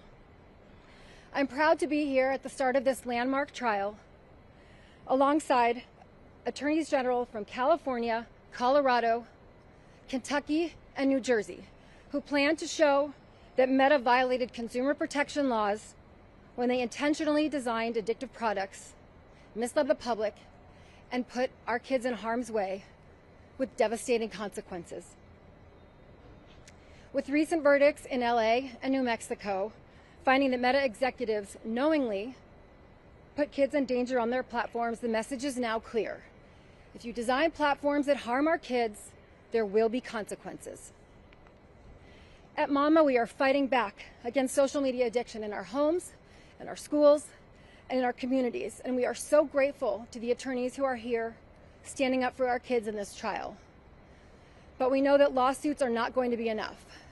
We need Congress to act, passing industry-wide standards and bipartisan legislation to make sure that products and platforms for children are safe by design. This is not about partisanship. This is not about politics. This is about finally saying enough is enough. I'm proud to be among the thousands of parents standing up to demand better for our kids. Together, we can demand that these companies be held accountable. Together, we can demand that our kids are no longer knowingly put in harm's way in favor of profits. No family should have to endure one more unspeakable loss because these companies continue to operate with impunity. I'm here today, and Mama is here today, because it's time for a change. Thank you.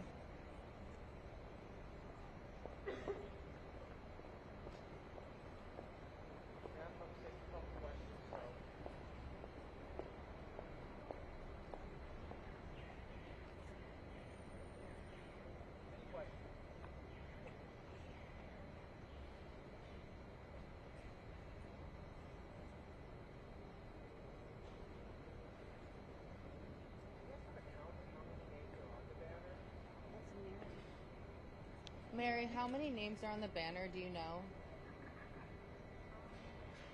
We added 39 last night.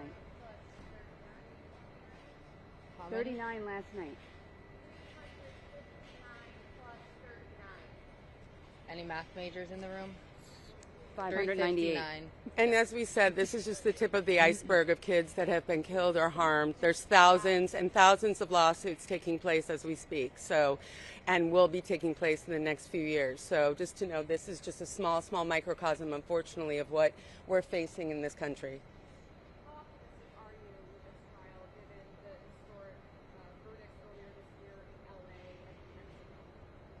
Sorry, could you repeat that question, please?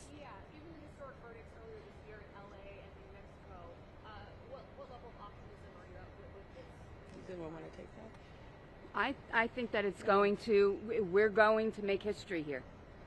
I think this is going to be a groundbreaking trial, that they're going to be found liable for what they are doing to people.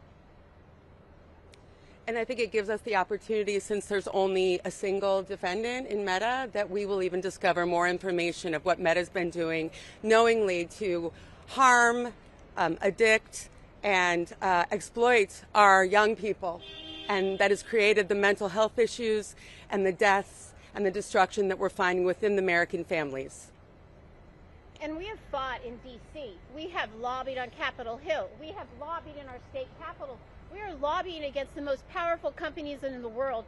But today, it's different. The trials are different. Our children deserve this. Our country deserves this.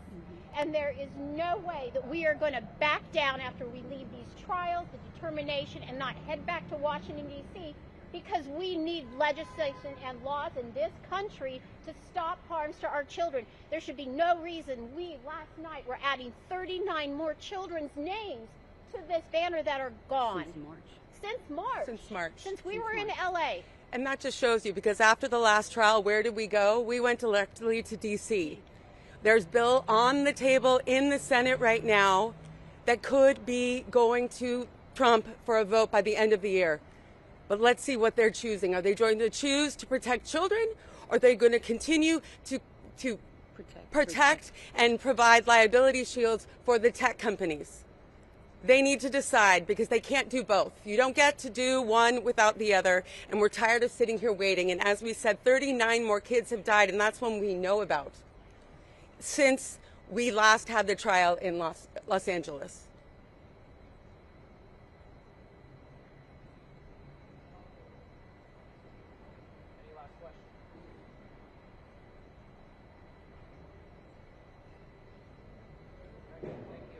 Thank you. Thank you for being here. Thank you. Thank you very much for covering this.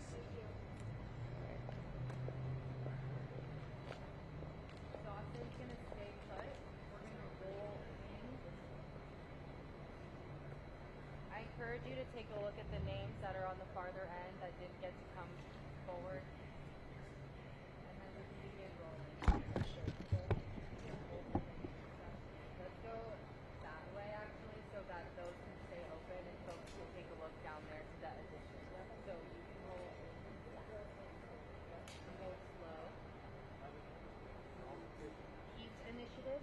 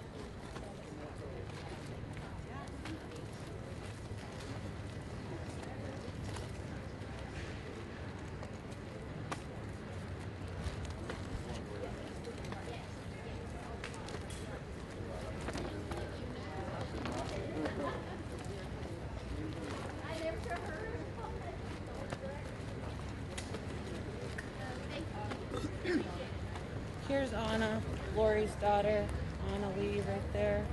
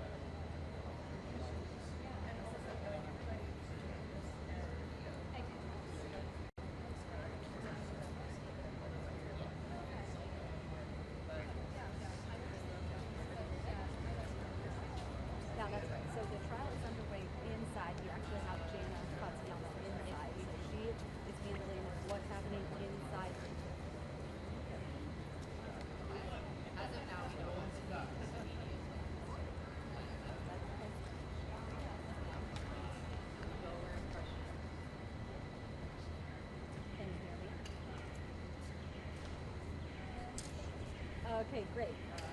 Great. No worries. Okay, so inside the trial has started. We have Sandra Tatiana, who's inside, covering what's happening in there. But outside here, they just had a press conference with parents. They had almost 400 names of children who have died from social media related harm. That's what they had. This could be that they committed suicide. This could be that they met with someone on social media that was then a predator. They could have had depression, anxiety, all of these things that they are blaming Instagram, Facebook, and Meta for. So there were many parents out here that spoke about their stories, that spoke about what they want to see change, and the accountability that they want to see Meta take it, and the justice today. They were very confident that there is going to be justice served in this case. So what this case is about, it is really about the harm they say that Instagram and Facebook causes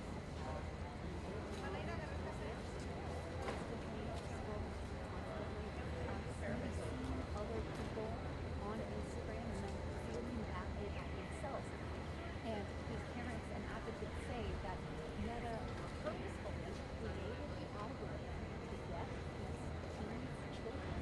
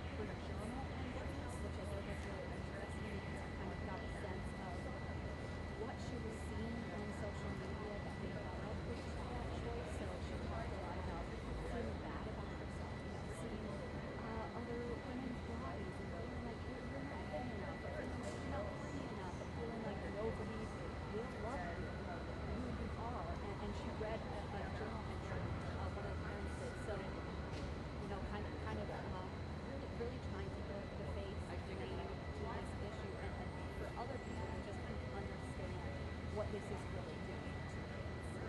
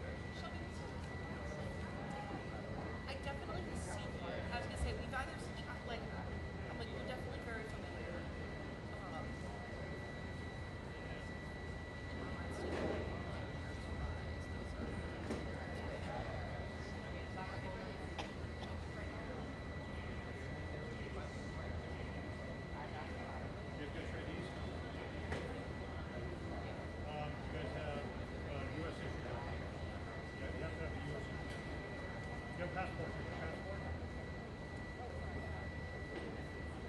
I know, but we're only allowed to use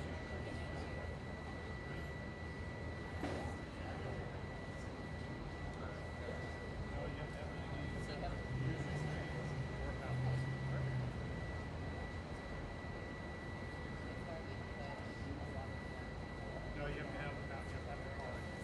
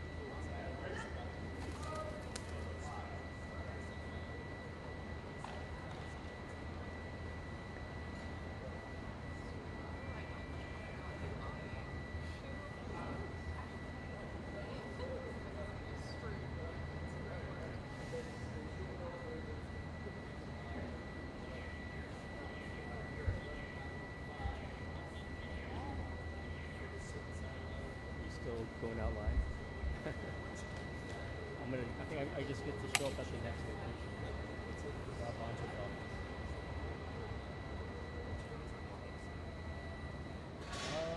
No, it sounds like it's inside, right?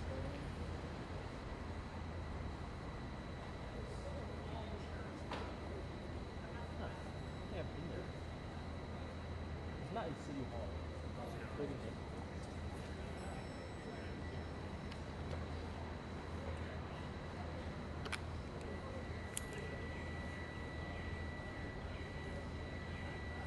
Are you back tomorrow?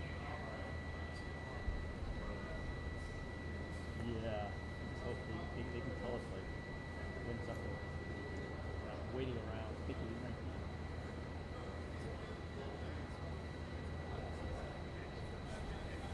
What was it?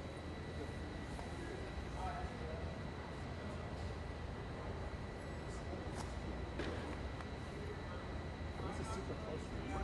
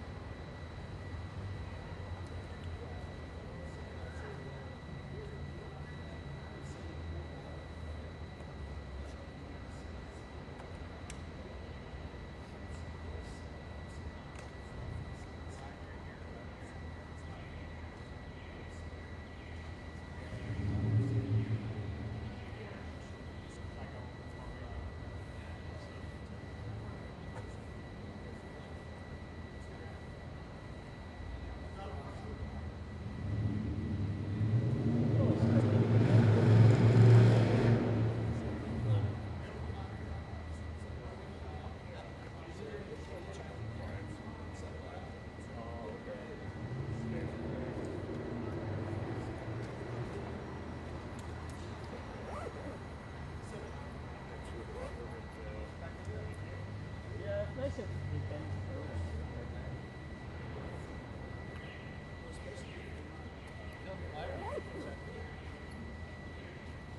You guys have a lot of stuff.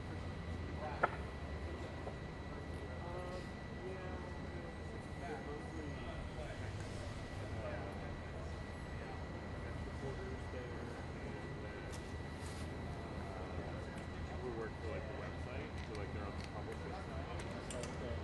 And then we recently hired, I believe that's one of the video producers from Sports Desk that are based there. So yeah, we haven't, we're not moving our producers over there. Yeah, not yet. Did you hear about that APT? Yeah, well, yeah. I mean, they've been posting the job. Hello. Good, how are you?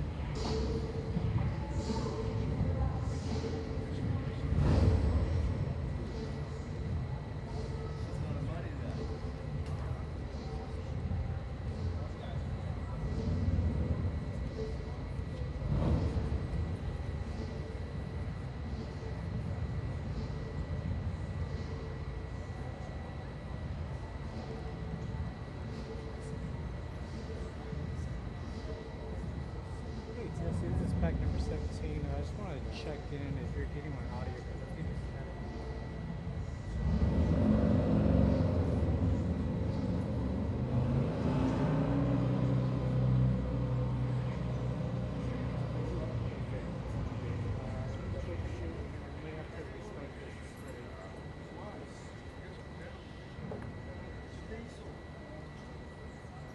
Okay, gotcha. Alrighty. I'll call you back once I figure it out.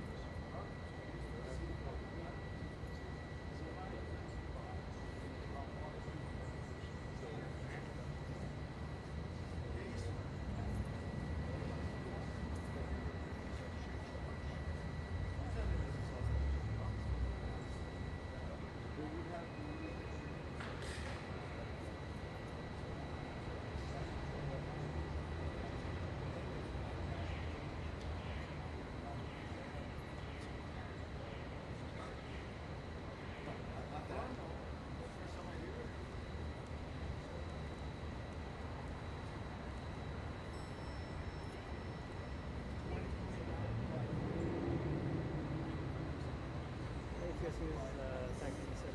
I just restarted the okay, cool. Sounds good. Alright, thank you. Okay. Go back down. State agency. Passed it yesterday. So, 2029. Certain required. Definitely certain required. Sounds good on you? Okay, cool. Thank you.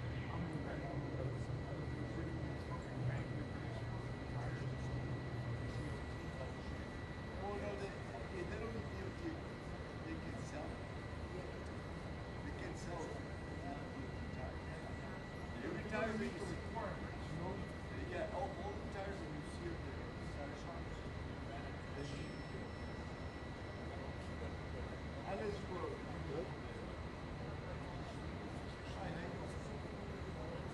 Yeah, sure. But you know the best license, the less stuff you have, the better you are. So usually like what the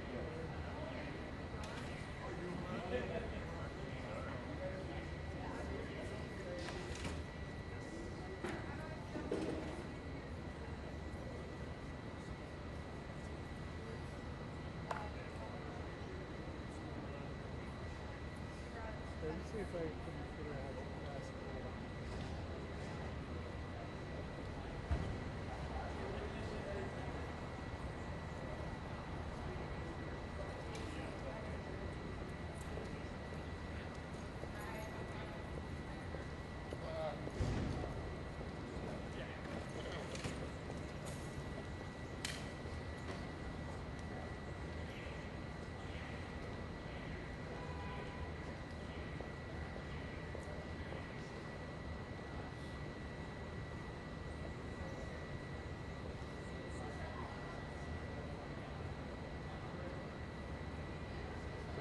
Well, because this one I have like on a long clip. It's about like 43 minutes long.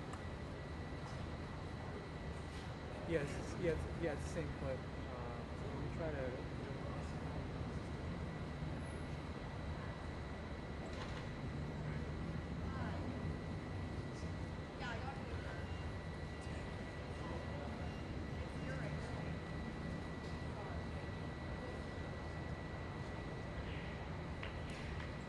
Okay, gotcha. Let me go to fix the glasses. Okay.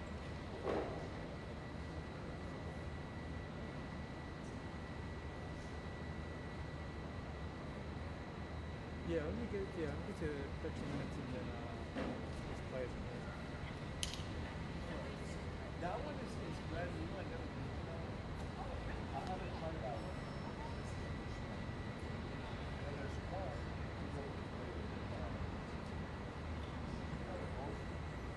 Across the street. You got more options. Gotcha.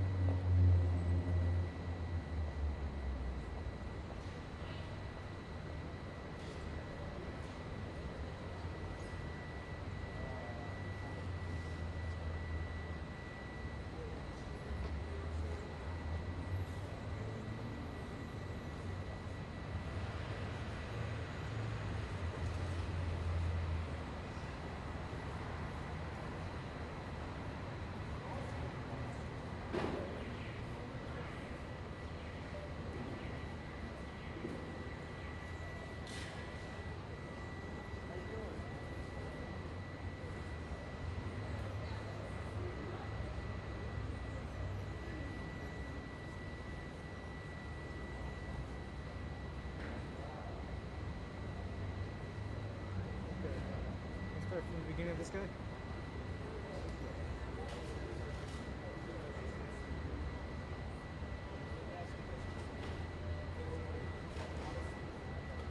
Okay. Should I start from the beginning of this section? Okay, gotcha.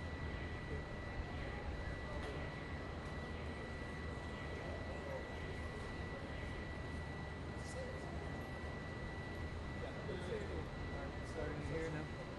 Alright, thank you. Okay, cool. Sounds good. Thank you so much. Alright, bye-bye.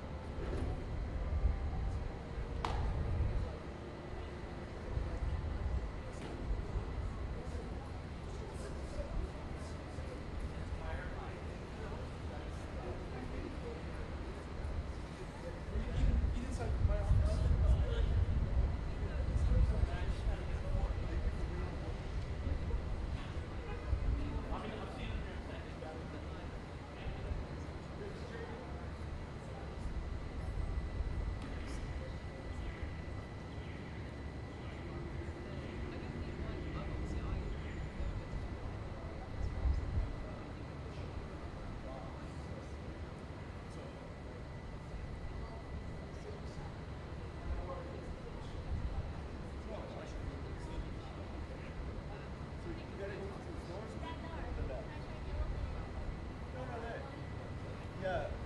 Yeah, they're open. Yeah, they're open right there. No problem.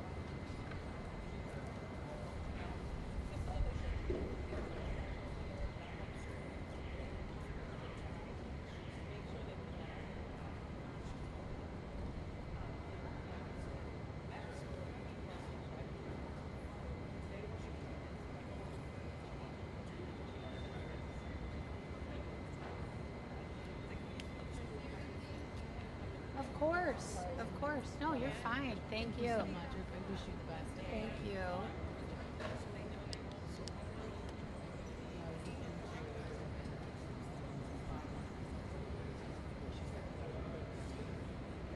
We came up with that last night, Margaret and I.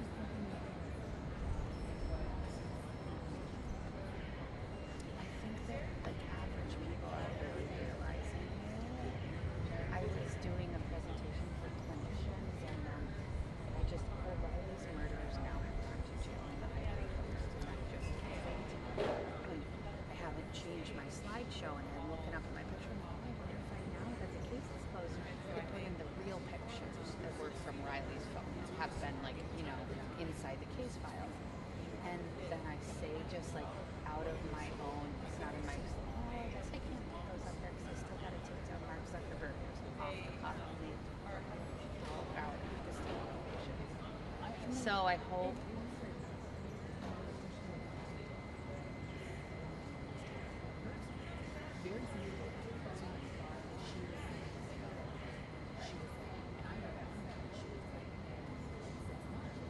And this was just like her bed. She was like, you know, it's very traumatic. She's like, I don't want to tell you guys about it. And she was just like, no, I'm not going to say much. And eventually, like, I told her, and we went home. She's like, that's something about your face. She's like, there's no,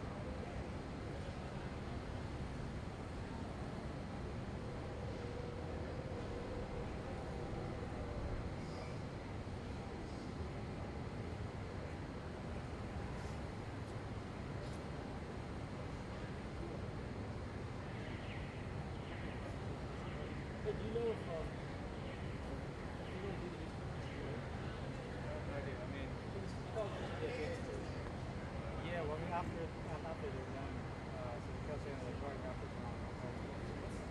And then they go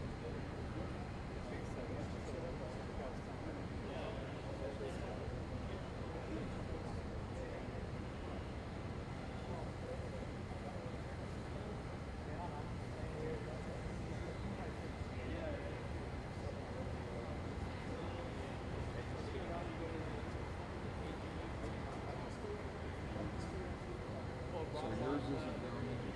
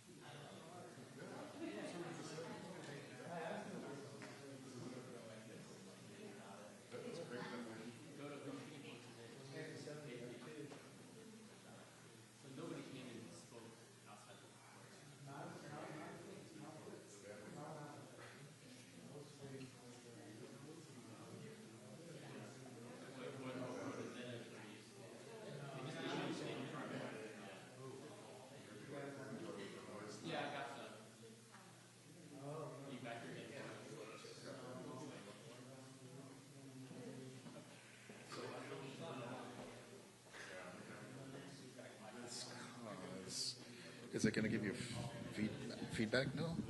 Okay. All right, then if you, yeah. That'll work. Yeah.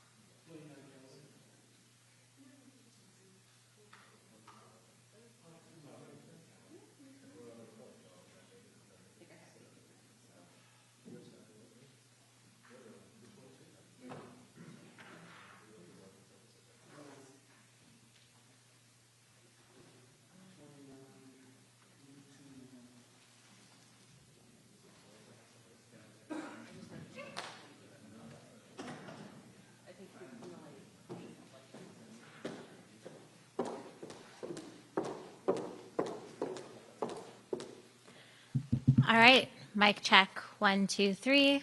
Mic check, 1, 2, 3. Do you need me to keep talking? Or are we all good? Mic check, 1, 2, 3. Mic check, 1, 2, 3. Fabulous. A little bit more. Okay, are we good? Do you want me to start singing? Do a tap dance? I had a protein bar for lunch, I know. Not very good. Okay, we're good? Thank you.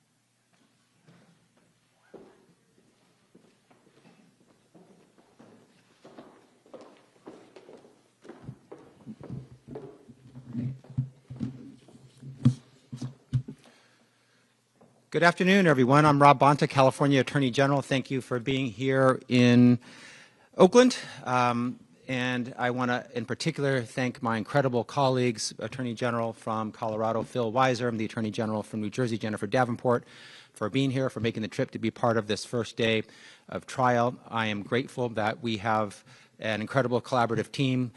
We have another member of the team who wasn't able to make it today, but I want to thank him for his participation and his support. That's Kentucky Attorney General Coleman. But his team is here, and I was recently in our war room with our team members, and we had team members from each of our states here, from Colorado, New Jersey, California, Kentucky, as well as some other states. And I want to just lift up the collaborative effort which this case is. We are the 4 states that are part of this, what we call a bellwether case. But there are 29 states, bipartisan, across the country, who are standing up for families, for parents, of course, for children, for consumers. And I'm proud to be part of that collaboration. So we are teaming up here in our efforts to hold Meta accountable. Today, of course, was the first day of trial. It'll be a 5 to 7 week trial. But today, both the Attorneys General and Meta laid out our cases. And I'm probably biased, but I found our case to be incredibly compelling, devastating in the presentation. The jury seemed very focused on hanging on every word that was being said. And we, of course, heard from the first witness, a whistleblower engineer from Meta who was in charge of child safety while there, who talked about the fact that Meta knew the harms that it was visiting upon children, but failed to act. He also talked about their motto, their culture, if you will, which was to move fast and break things. Unfortunately, the thing that was broken here was the mental health of our children. And so I'm grateful to have the opportunity to be here. We laid out our case today, which is essentially this, that Meta has designed and deployed a dangerous product with dangerous features that they knew would create excessive use and compulsive use by children, and it would create mental health harms, including things like anxiety and depression, like body image issues, like addictive tendencies, like learning loss. They knew all that. They knew their product was dangerous, and they lied to the public. They lied to Congress. They told the public, they told the world that their product was safe, that it wasn't dangerous. And so their deception, their lies are at the core of our case. And we are excited about how our first day at trial went. We're excited about the opportunity to hold Meta accountable for its conduct. And we look forward to taking this case all the way to the end here and getting the appropriate remedies, both injunctive relief, changes in behavior, changes in business practices going forward, as well as the appropriate financial penalties. A couple things I want to highlight. Between our investigation and our and disclosures from former insiders, whistleblowers, folks who used to work at Meta, we have proof that Meta knows that Instagram is harmful to a significant percentage of teenagers, especially teen girls. Meta knows that. Meta knows that more than 13% of teen girls on Instagram say the platform makes thoughts of suicide and self-injury worse. Meta knows that. They know that 17% say it makes eating issues worse. And 32% say it makes body images worse. Meta knows that. Meta knows that certain key features can push users into harmful content. Meta knows that the like button leads teens to compulsively engage with the platform. Meta knew all of that and more and decided to do more of it, to dig in deeper, to double down on that conduct, on those practices. Mark Zuckerberg, founder, chairman, CEO of Meta, personally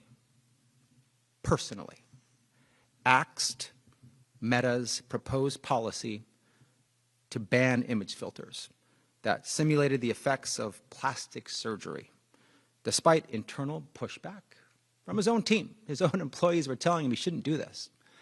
And an expert consensus that such filters harm users' mental health, especially women and girls.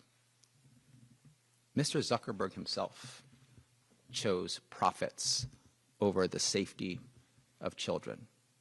He was presented with a choice where his own staff was telling him, this will hurt kids if you do it.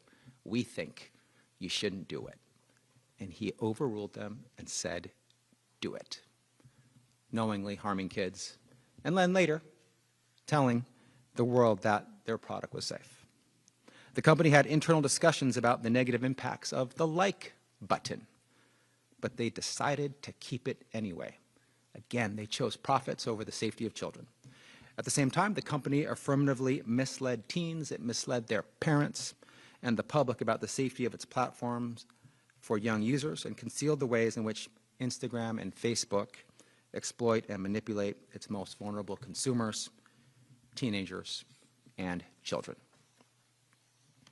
Zuckerberg testified to Congress that Meta doesn't design its products to be addictive, that Instagram does not harm children. Instagram president Adam Mosseri testified to Congress that Instagram is not addictive. These and other statements by the companies were picked up in the media. They were relied on by teens, relied on by their parents, and relied on by the community at large. Our investigation even found instances where the company acknowledged internally that it had misled the public. I'm glad that they acknowledged that fact, that they misled the public. Meta's conduct is deceptive, it is dangerous, and as we make clear in our lawsuit, and as is most important in a court of law, it is illegal. The company had a legal, not to mention a moral, obligation to consider the safety of young users when designing their products. The data is clear. More time on social media tends to be correlated with depression and anxiety, body image issues, susceptibility to addiction, and interference with daily life, including learning. If you're a parent, like I am, or a guardian, a teacher, a healthcare provider, sadly, you have likely seen some of this play out in your own life, in real life. Parents and caregivers protect children from so many daily dangers, as we should, making sure our children wear a seatbelt, keeping a close eye on kids around water. If you have a baby, cutting food like a blueberry down into a small enough piece so it doesn't choke the baby. But we cannot adequately protect our children from the harms of Instagram and Facebook when the company, one of the largest, richest, most powerful companies on the face of the earth, lies to us and hides the truth and designs these platforms to drive compulsive use while lying to your face and telling you it's safe.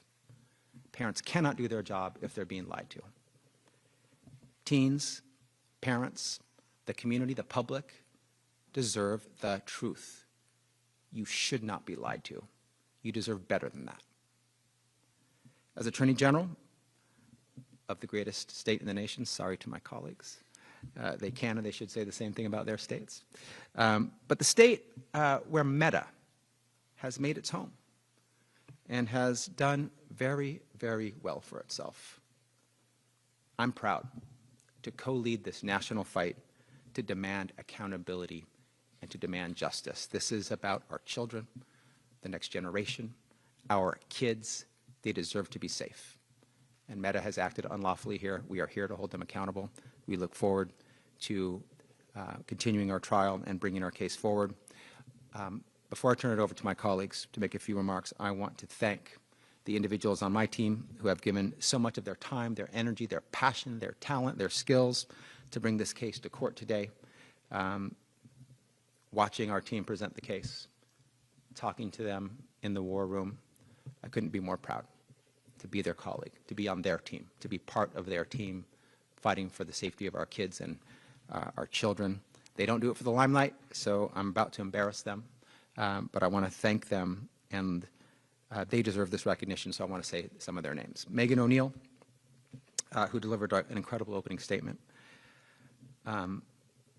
Josh Oleszewski, Jubileer, Neha Arora, Casey Reed, Sam Beckett, Pauline Ryan, Jordy Hefcart, David Beglin, Jake Fernandez, Robbie Matson, Michelle Koseng, Emily Kalanithi, Barney Eskandari, Tina Charanpong, and Nick Akers. An incredible team doing incredible work, each and every one of them, to the person, true and great public servants. With that, I am happy to turn it over to my incredible colleague from Colorado, Attorney General Phil Weiser. Thank you, AG Bonta. Thank all of you for being here. In the courtroom today, I saw a friend of mine, Lori Schott. Lori Schott is in a club that none of us would want to belong, and she was there with some others in that same club. Parents who've lost kids who've died by suicide after sustained exposure and engagement on social media platforms. Anna Schott was a beautiful little girl who loved her life on the eastern plains of Colorado, who spent hours and hours and hours on Instagram and had a social media addiction, watching videos that harmed her. The information that she received included guidance not to talk to her parents about her mental health because her parents would institutionalize her. Anna's no longer with us. She died by suicide. And Lori, through that pain, has found purpose. Purpose to stand for other kids and families by calling for accountability of social media platforms that are harming our kids and fueling a youth mental health crisis. There are now a generation of kids who have lost sleep because of notifications and alerts all hours of the night, who performed less well in school because they were distracted and tired, and even kids like Anna, who died by suicide. This social media-fueled youth mental health crisis demands action, and I am proud to be with a coalition of state AGs coast to coast from both political parties in court in the case that will provide meaningful relief and address these harms. The way that Meta has managed Instagram and Facebook has been, as AG Bonta described, deceptive. It's been wrongful and it's been illegal. It has ended lives like Anna's. It has harmed families like Lori's. It has hurt communities. It's prevented kids from thriving and damaged a generation of young people. In the midst of this crisis, the AG community is stepping up. All of us united on a bipartisan basis to take on the goal based on the following observation: that our kids deserve better, that we can do better. We can address this mental health crisis, including by making sure families know the truth about social media, by making sure the types of actions and features that were talked about today are addressed, because our young people's both mental health and physical health has been compromised. We filed this case nearly 3 years ago because we believed Meta was putting profits ahead of our kids' health. We're now presenting the evidence to make this case in a court of law. This is an historic trial that will provide the public an opportunity to learn just how Meta's actions broke state consumer protection law and the Children's Online Privacy Protection Act, known as COPA. The public is going to hear about how Meta profited from our kids' information and engagement on the platform. Meta knew that its business strategy was harming kids and that sustained engagement on this platform correlated and caused worse mental health. They told the public the opposite. When you compare what they knew privately with what they said publicly, It's a stark contrast. The reason that they deceive the public is because to come clean and to take steps to limit kids' access to social media would hurt their bottom line. The company worked to build a customer base recognizing the value of young kids, even those under 13, who they signed up and kept on the platform without the legally required consent of their parents. And those kids were harmed because of that sustained involvement. Meta's approach was to view these young kids as, and I quote here, a valuable and untapped market. And the addictive features they had, like notifications and alerts, were designed and maintained to keep those kids hooked on this platform. Other features, like the infinite scroll, they were designed for a very clear purpose, keeping kids engaged. And the efforts that Meta made to give kids an off-ramp, as was said in court today, were too little and too late. And the harm, less sleep, distracted kids, kids with worse mental health, remains alarming and a call to action. The fact that Meta downplayed these risks and deceived the public violates consumer protection law. The fact that they marketed to young people under 13, kept them on the platform even knowing their actual ages, violates COPPA. The extensive harms, as AG Bonta noted, are not only lives that were lost like Anna, but a range of mental health harms ranging from anxiety and depression, loneliness, lack of sleep, body image problems, eating disorders, and physical harm. Meta knew this was all happening, and yet they kept young people hooked because for them, less time online was less money in the pockets. The policies that Meta is now starting to talk about are basically relying on young people accurately reporting their ages, and as said in court today, when young people put in their actual birth date under 13 years of old, Meta doesn't remove them from the platform. Meta prompts them to put in a different date. These efforts are so easily overcome that they're not meaningful steps. And to say that parents should have been doing more, frankly, offends me as a parent, because parents have been told now for some time there's nothing to worry about.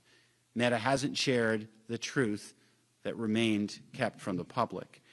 There were several efforts to keep this case from a courtroom, starting in 2025 when Meta sought to dismiss this case, and the court has allowed these claims to proceed. There was then an effort to go to the Court of Appeals, and the Ninth Circuit refused to stay the trial, and that brings us here today. Today, we are asking the court to hold Meta accountable, to stop its unlawful practices, and to require the company to follow laws that protect kids and consumers and the public health. Just like a generation ago with big tobacco, Meta, like other social media platforms, has engaged in behavior to maximize its profits while harming the public health. With this trial, we're sending an important message. Powerful technology companies must follow the law, and if they don't, we will hold them to account. I join the thanks and appreciation of AG Bonta of the incredible team that's worked on this case, including a number of lawyers from Colorado who are out here and will be here for the weeks ahead to put on a very complicated case. It's worth noting that the states are not hiring an outside law firm, but it's our lawyers up against some of the highest price legal talent that money can buy, because we believe in our team, because we believe in our case, and we know that we're better together. I now introduce another fabulous part of this team, my colleague and friend, New Jersey Attorney General Jen Davenport. Thank you, General Weiser. As is said, today a landmark trial began, and we're one step closer towards shutting the door on an era in which big tech's engineering schemes harm our kids without consequences. Today, as you've heard, my colleagues and I stood in court representing a bipartisan group of state attorneys general, describing to a judge and a jury the tragic effects of how these online platforms work and how they're designed. And as the mother of two daughters, 12 and 14, I felt sick. I felt sick when I read the effects of Meta's Instagram features on still developing children, including pro-anorexia content and algorithms that, if you view content about self-harm, lead the platform to deliver even more content about self-harm. And beyond that, discussions among executives about how to make all of this even more readily available to children under 13. I'm disgusted, I'm angry, we all should be angry. As parents and as trusted adults, we decide whether a social media platform is appropriate for our kids. But we can only do that well and appropriately when we have truth and facts, not deceptive advertising or lies about safety. A $1 trillion tech company like Meta is risking our kids' mental health and physical safety. Our data and our children's data are being fed into their addictive algorithms to help further increase their profits. And they've lied to us about the safety of their platforms, including how they exploit the vulnerabilities of young children and teens. Nothing is more important than our kids' well-being. And there's no world in which our kids' well-being should be sacrificed or exploited to help reap ever greater profits for big tech. New Jersey has been so proud to co-lead this nearly nationwide effort for more than 5 years. So proud to work alongside our colleagues in California, Colorado, and Kentucky in litigating this case. Our coalition of states understands the need to address the harm companies like Meta are causing our children. And today builds on years of hard work on investigation by dedicated public servants, not only on our team, but across the country. From New Jersey, I want to recognize the entire team and specifically mention Kosh Chan, Tom Hawin, Brian McDonough, Verna Pratazé, Mandy Wong, Patrick Masal, and Eva Zovko, along with many others. The opening of trial today sends a necessary message to companies that would treat our kids as nothing more than data to be monetized. We won't let this happen. Change your ways or face legal accountability for your actions. As public servants, we all stand up every single day to protect public safety. And in New Jersey, we will always protect the safety of our kids. I'll now turn it back to AG Banta. Well, thank you once again. Very proud and pleased to be part of this incredible team bringing this landmark case. We're happy to answer any questions. I do want to say there might be some questions about California news of the day or other things that are off topic. I will make myself available for Policize if there are any of those questions. Let's try to keep these questions you're about to ask on topic about this case and this trial.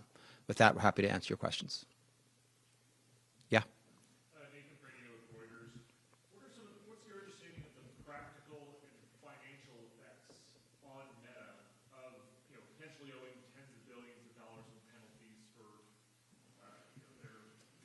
there are a number of services that aren't directly being challenged here, like WhatsApp, or that aren't directly related on Instagram and the Meta, Facebook Meta platform. Well, if you're asking about the remedies that we're seeking and what kind of impact that might have, let me tell you about what those might be. We're definitely, as we talked about today in trial in our case, looking to for some what we call injunctive relief, business practices being changed in the future. One of which is stop lying, stop deceiving the public, but also we are looking for some changes in those underlying features, product features that lead to the obsessive, excessive, compulsive behaviors that Meta knew about and designed their products to create. Things like autoplay and infinite scroll and likes and beeps and alerts and algorithmic feed, and others. So we're looking for some changes in business practices. And of course, along with our case, should we be successful, and we believe we will, there is the possibility for financial payment by Meta for civil penalties, for disgorgement, for restitution. This is not a case about damages. And the judge will decide what that is. And we leave it to the judge in her best discretion to determine an appropriate financial penalty, disgorgement, and restitution. Anything to add? I would just add that it's really important as part of accountability to have meaningful and effective remedies, and in this case, that includes serious civil penalties as well.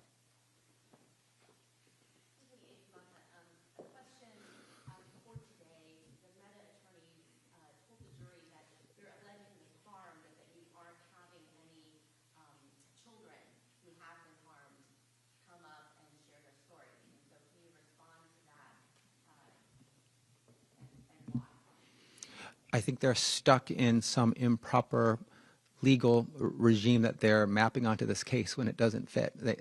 They seem to be tort attorneys thinking this is a tort case. This is a case about deception at its core, lying. This is an unfair competition law case in California about having a practice that was knowingly dangerous and doubling down on it and lying to the public. So their point is literally irrelevant. I know they want to talk about that. They're just missing the mark. So we do not plan, it's true that we're not planning to bring parents or children to testify in this case to talk about the specific harm. We will see Meta's own internal studies that show that they knew the fact that their products created mental health harm on children. So it seems like a little bit of a lawyer's technicality trick to suggest that even though Meta admits that their product creates harm, visits harm on children, creates anxiety, creates depression, creates body image challenges, creates addictive tendencies, creates learning loss, that because a kid doesn't take the stand and say that, it's not true. They know it's true. It's not disputed. It's indisputable. So it's more of the deception that we've seen from Meta. Their attorneys seem to be adopting it as well, talking about things that aren't relevant to the case, distracting, and talking about irrelevant issues. So we're confident in our case. We have set forth in our opening all of the elements of a very strong, compelling case that meets all the legal requirements. We look forward to continuing to have our witnesses testify.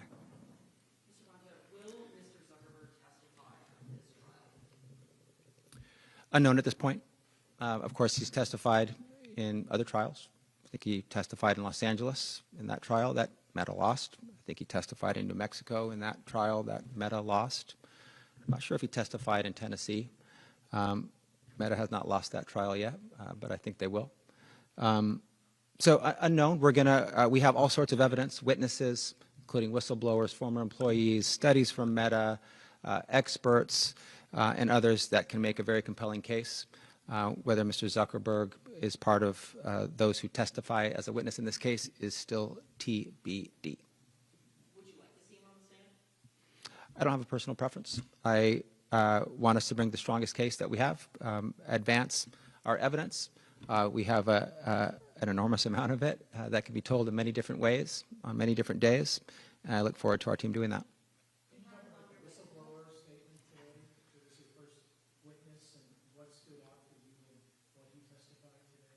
Mr. Behar, yes, I think he stood out in many ways. He'll be our first witness tomorrow as well. He's not done with his testimony, but I thought he covered a lot of bases in his testimony. One, he's a whistleblower. He worked for Meta at the highest levels. He met with Mr. Zuckerberg over 100 times in his own testimony. He has a very compelling story. Someone who grew up in Mexico, taught himself how to code, got this incredible scholarship and opportunity to go study and contribute to the innovative economy.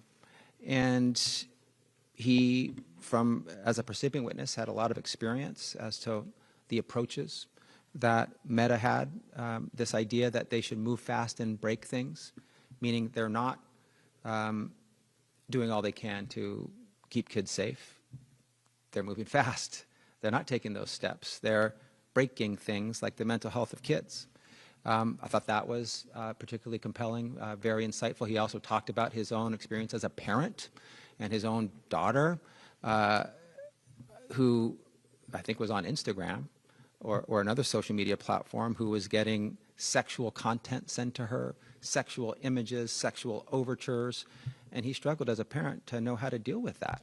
And he also knew that those in charge, if she was looking at Instagram, and if I'm recalling that correctly, were not doing enough to protect his own daughter. He was linking the dots as both a victim and someone who had percipient knowledge of the lack of action that was being taken by Meta to keep his own daughter safe. So, as a non-retained expert, if you will, as a parent, as someone with inside knowledge about how Meta operated, or in terms of addressing the mental health harms to kids, not operating and not acting, I thought he was incredibly compelling, and it was a great way to start the case.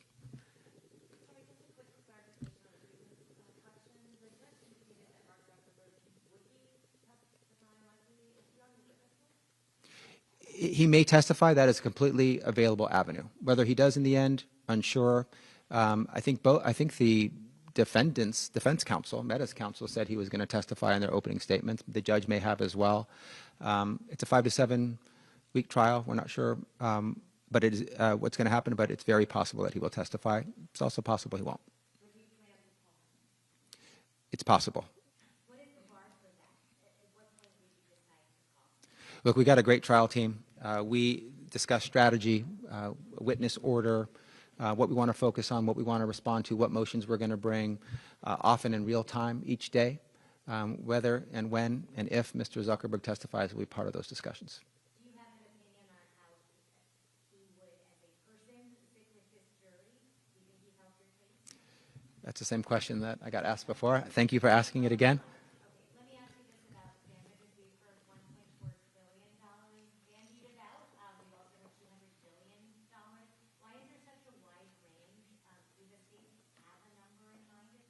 You should ask Meta that question. They're the ones who put out the $1.4 trillion number. I think they want to suggest that they're the victims, that they are being financially imposed on. We submitted documentation to the court, both parties did, around the number of young users and what the civil penalties would be. Meta took it upon themselves to start talking to the press about the highest possible number that could ever be calculated based on that data. That's not something that we asked for. That's not something we're seeking. We leave it to the judge, who will decide, who has vast discretion to determine the final amount of financial payment by Meta. And I want to be clear, this is not a damages case. And you used the word, and I think you just meant financial payment. But I want to be clear, this is about civil penalties, restitution, and disgorgement. That's it, not damages. This is not a damages case. And to be clear, we are not asking for $1.4 trillion. I do want to be clear about who the victims are here. Meta is not the victim. Meta is the perpetrator. The kids, their families, the parents, those who no longer have the benefit of a loved one in their life because that kid killed themselves because of the mental health harms visited upon them by Instagram and Facebook. Those are the victims. Meta is not the victim. I also want to talk about the choices, the financial choices that have been made here. Meta made the choice to choose profit over children's safety and health time and time again. They're the ones raking in $200 billion of revenue per year. They're not the victim. They're not being financially imposed on.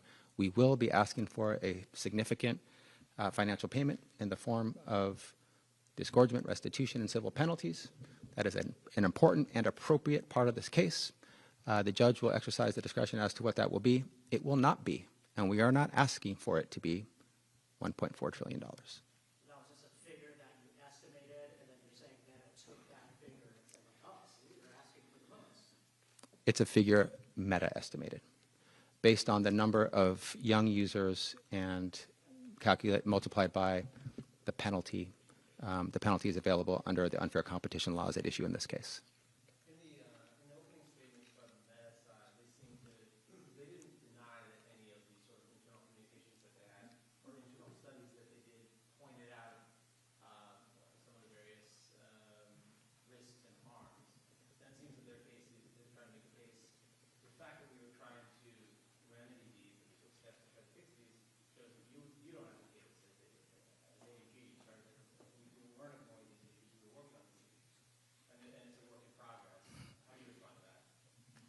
I think a work in progress is the best you can call these, what we've described, I think, accurately as tissue paper protocols or actions. This idea that, you know, you have some tool that they want to point to that they say is a work in progress that a kid with the swipe of a finger can bypass.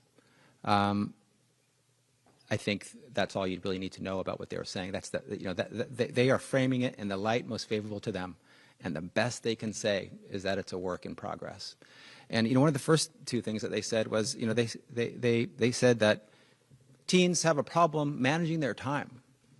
They were trying to lay this on the teens, and you know, don't mind the fact that they were literally studying young people's brains to see how they operate, knowing that they react to rewards and affirmation, designing their products to hook them because their brains work like that. And then they're saying, you know, sometimes kids just, they can't manage their time. Maybe they're on social media. That's your best argument. They also said that, you know, sometimes those younger than 13, they lie about their age. So Meta, one of the most sophisticated, most powerful, wealthiest businesses on the face of the earth, is getting outsmarted by 11 and 12-year-olds and can't figure out that they're on their platform and deplatform them. Why? They want them on their platform. They said that 10, 11, and 12-year-olds are special. They say the young ones are the best ones. They want to maximize teen time spent. That's what they want. So they turn a blind eye to all of the 11, 12-year-olds that are on their platform. They pretend they can't do anything about it, and then they blame them for not managing their time. I mean, the gall to come in and blame the kids, the victims, who they are harming, as the ones responsible. I think they got off on a pretty slow foot today, just my humble opinion. Anything you want to add? Yeah, I want to add 2 points. First, as was said, their responses were too little and too late. And second, look how little impact their measures had. Their measures have not decreased the engagement, the amount of time, the nature of the addiction. And the fact that these measures are tissue paper measures or half measures is all you need to know. And the one thing I'll add to that, as you heard from the witness today, Mr. Behar, and you'll hear more, is what are they measuring? Pay attention to that. What are they measuring? How do they define it? And is it really a measure in order to hurt folks? Is it a measure to make sure that they're increasing their profits? Can I just ask all three of you what you see as being the most important feature of Meta's business that needs to change? Is it getting kids under 13 off the platform? Is it infinite scroll? Beyond the money, what is the most important priority for each of you to see the company change its practices? There are 3, and I'm not sure I can choose. First, stop the deception. They know the truth. Tell the truth. We have a youth mental health crisis that is fueled by extensive social media engagement that includes dangerous content. They've downplayed this harm. They need to come clean. Number 2, they're deliberately keeping people addicted. These notifications and alerts during the school day, all hours of the night, is wrong. It's harming our kids. We need to do better for our kids. And third, we need young kids, those special 10, 11, and 12-year-olds, not to be engaged on this platform without their parents' consent or knowledge. So I don't know I can choose between those 3 goals, but those are my top 3. I echo that. And I think what's really, if you think about, allow people to make choices based on information that is true. And it goes to that first point, right? We just like we have with the jury, right? Juries are amazing because they think about the issues and they're able to take that information and make a decision. That's what we want to have here for parents and for trusted adults. Make decisions based on facts and not lies and deception. It's a tough question because everything that we've advanced here is very important. But I would first say stop lying, stop misrepresenting, stop deceiving the public. That's top of mind. For goodness sake, please comply with the federal law that is clear around our youngest children. Stop collecting and using the data of 11 and 12-year-olds. Stop targeting them. Stop pretending that you're not targeting them. Stop pretending that they're not on your platform.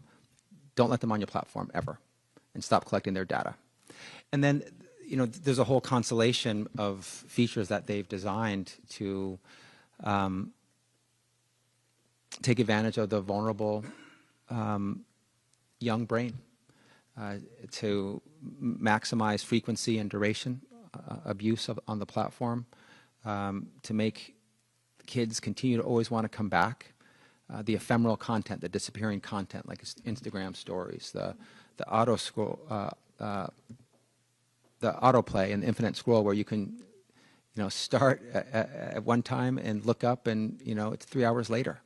It does that by design. That's not the individual that's responsible for that. It is being used exactly the way it's supposed to be. So, you know, between all the features, it's hard to pick.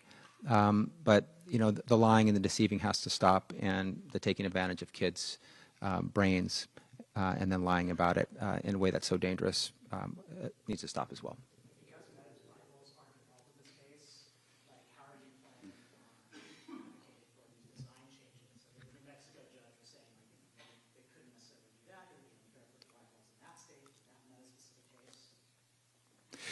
Let me be clear that this is an industry-wide problem.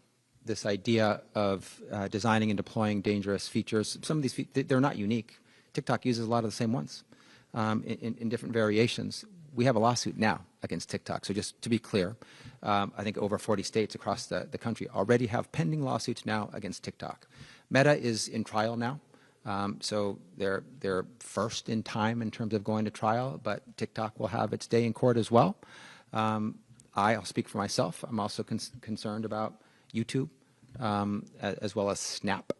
And so Meta has, you know, as part of their self-victimization, or their, you know, calling themselves the victim, has also said, you know, they're picking on us. You know, I guess we're the bullies now and they're the victim after harming all these kids for so long. But we are interested in an industry-wide solution. So many of the things that we're asking of Meta, we would likely ask with respect to TikTok, and we're hoping for some industry-wide solutions. You guys want to add anything? If we had a functioning United States Congress, they would be passing legislation that would be industry-wide protecting kids. But Congress is not functioning. A bipartisan coalition of AGs are functioning. We are committed to what AG Bonta said, industry-wide relief across the companies he named that protect kids. It will not be an acceptable outcome if we, as I believe we will, prevail and have a meaningful set of remedies imposed on Meta, but TikTok is free to do what we just went into court to stop Meta from doing. Just take that obvious example. So I agree with the premise of your question. This is not only Meta, but it is Meta. We're addressing Meta now. We're committed to addressing this issue across the industry, and maybe someday Congress will be functional enough to pass a federal law to do the same. Any other questions? Why Meta first? Versus TikTok, versus Snap, versus YouTube? You said, you know, maybe you have a lot of concerns about all of them. Why Meta? Yeah, someone's got to be first. You know, we started our investigation back in 2023. I think TikTok not far behind. So honestly, it's random. There's nothing specifically about Meta. You know, there was some important information about Meta that was coming to light. The whistleblowers like Frances Haugen and others testifying in Congress. I'll have to go look back about how we got to this space. But we are, I guess, indifferent to who goes first, who goes last. Ideally, they'd all go at the same time, but that's not possible. In an ideal world, they would all commit to the same reforms and changes to all help kids and keep them safe. But we can't wish that into existence. We got what we got. We have a system where you go to trial against one defendant, and then you go to trial against another defendant, and then you go to trial against another defendant. And Meta's the first defendant we're going to trial against. Your office isn't able to get some of the changes you might be looking for in this trial. If you're not able to get them through the legal system through this trial, are you going to try to do it through regulation if, say, California social media restrictions bill, AB 1709 passes? Look, policymakers are seeing the same things we're seeing as attorneys general. And some, not Congress, but some, like the California State Legislature, are acting. I've acted along with them. I've sponsored bills. I've supported bills. Age-appropriate design code, the addictive feeds law, the warning label bill. I've been directly involved in all those. Those are appropriate steps to be taken simultaneously with the steps that we're taking. It's sort of all hands on deck, all tools in the toolbox to address this crisis when it comes to the mental health harms of our kids. Is there any way to estimate, like, so this is the beginning of the trial, but it's the end of the investigation that goes back 5 years. Is there any way to estimate how many lawyers were involved from the 29 states and you know, what sort of investment the states are making in terms of money and personnel time to make that happen? I think, yes, it's possible to estimate that. But I do not have that estimation for you. We'd have to dig deeper to find that out. I don't have it at the top of my head. Our team bills hours, monitors the work that we do. We're proud of how hard we work, how smart we work. And I can't speak for the other states, though, so we would have to do an exercise to collect that data for you, should that be something that we would want to share and can share. Yeah, I don't have the data for you either, but I'll say, you know, when you're working on these issues, our teams are all working on many, to your point before, many issues like this, right? And it informs how you then can go about protecting the public safety in your states and what it is that you look for in other cases, or what it looks like when you are the regulator and in the enforcement capacity that we have across all of our states. So these dedicated teams that are here doing this trial and have been working on this investigation, one of many things that are happening through the course of their careers, through the course of our public service, and it all really just helps to build on how we can keep more kids safe and keep our public safe. And maybe I'll just say this. There's a number that I don't know what it is about, you know, how many lawyers and team members have worked on this case. Whatever that number is, it's worth it, because what we're doing to protect our kids is priceless. You cannot put a dollar figure on it, on keeping them alive, on keeping them healthy, on allowing them to grow into happy, healthy, resilient adults who contribute to our society. It's priceless. Any other questions? How challenging is it going to be arguing about harms without diving too much into the content question? We saw a little bit of taste of that at the end of the day. The discrepancy between what is protected in Section 230 versus how do you explain what is a harm?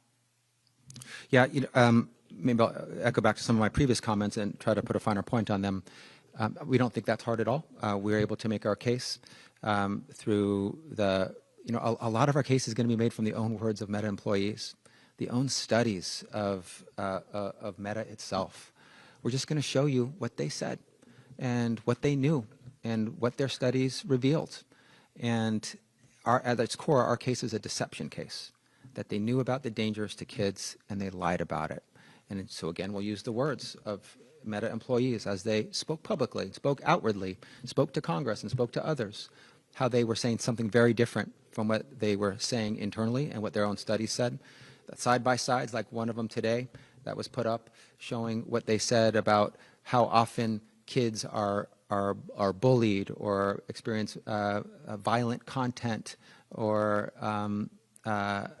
other type of content when they're online. It was very different from what their own studies showed. So we have more of those to share throughout the course of trial. And I really think that what the defense counsel, they're grasping at straws. I think it's distraction and deflection. They're trying to suggest things that they think are aha moments, and they're just not. Our case is pretty clean. Pretty simple, pretty straightforward. They designed and deployed a dangerous product. They knew it was dangerous. They doubled down on it, and they lied to the public. Period, full stop. That's our case. Anything else?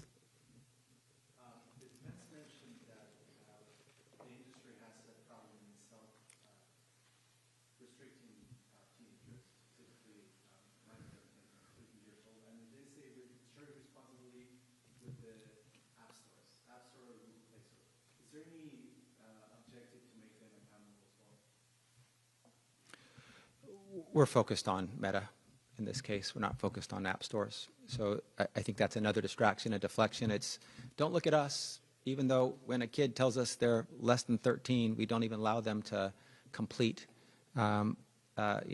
submitted that submission to us. Don't mind the fact that we know that there are young folks on our platform, and we're happy to have them because they're special, because they give us more teen time spent. Go look at the app stores. We're not worried about the app stores. Meta is accountable for Meta. What it knew, what it didn't do, knowing that, and how it lied to the public. So we're focused on Meta, not app stores. What do you think about the comparisons between big tobacco and settlement in the late 90s with what is happening today? There are several parallels. First, they're both bipartisan state AG investigations. Second, they both are happening in a context where Congress failed to act. And third, they both involve public health and, in some cases, marketing to kids that hurt kids' health. Think all the efforts around Joe Camel back then that were harming kids' health. Here, we know that kids are being marketed to specially, and it's hurting their health. So there are a number of similarities. There are obviously differences as well, but I do think the way the state AGs as a bipartisan coalition are filling a breach that has been left by Congress to protect our kids is a through line in both cases.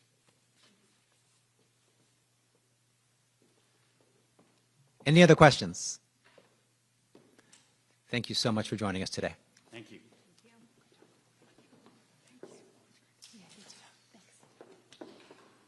Thanks.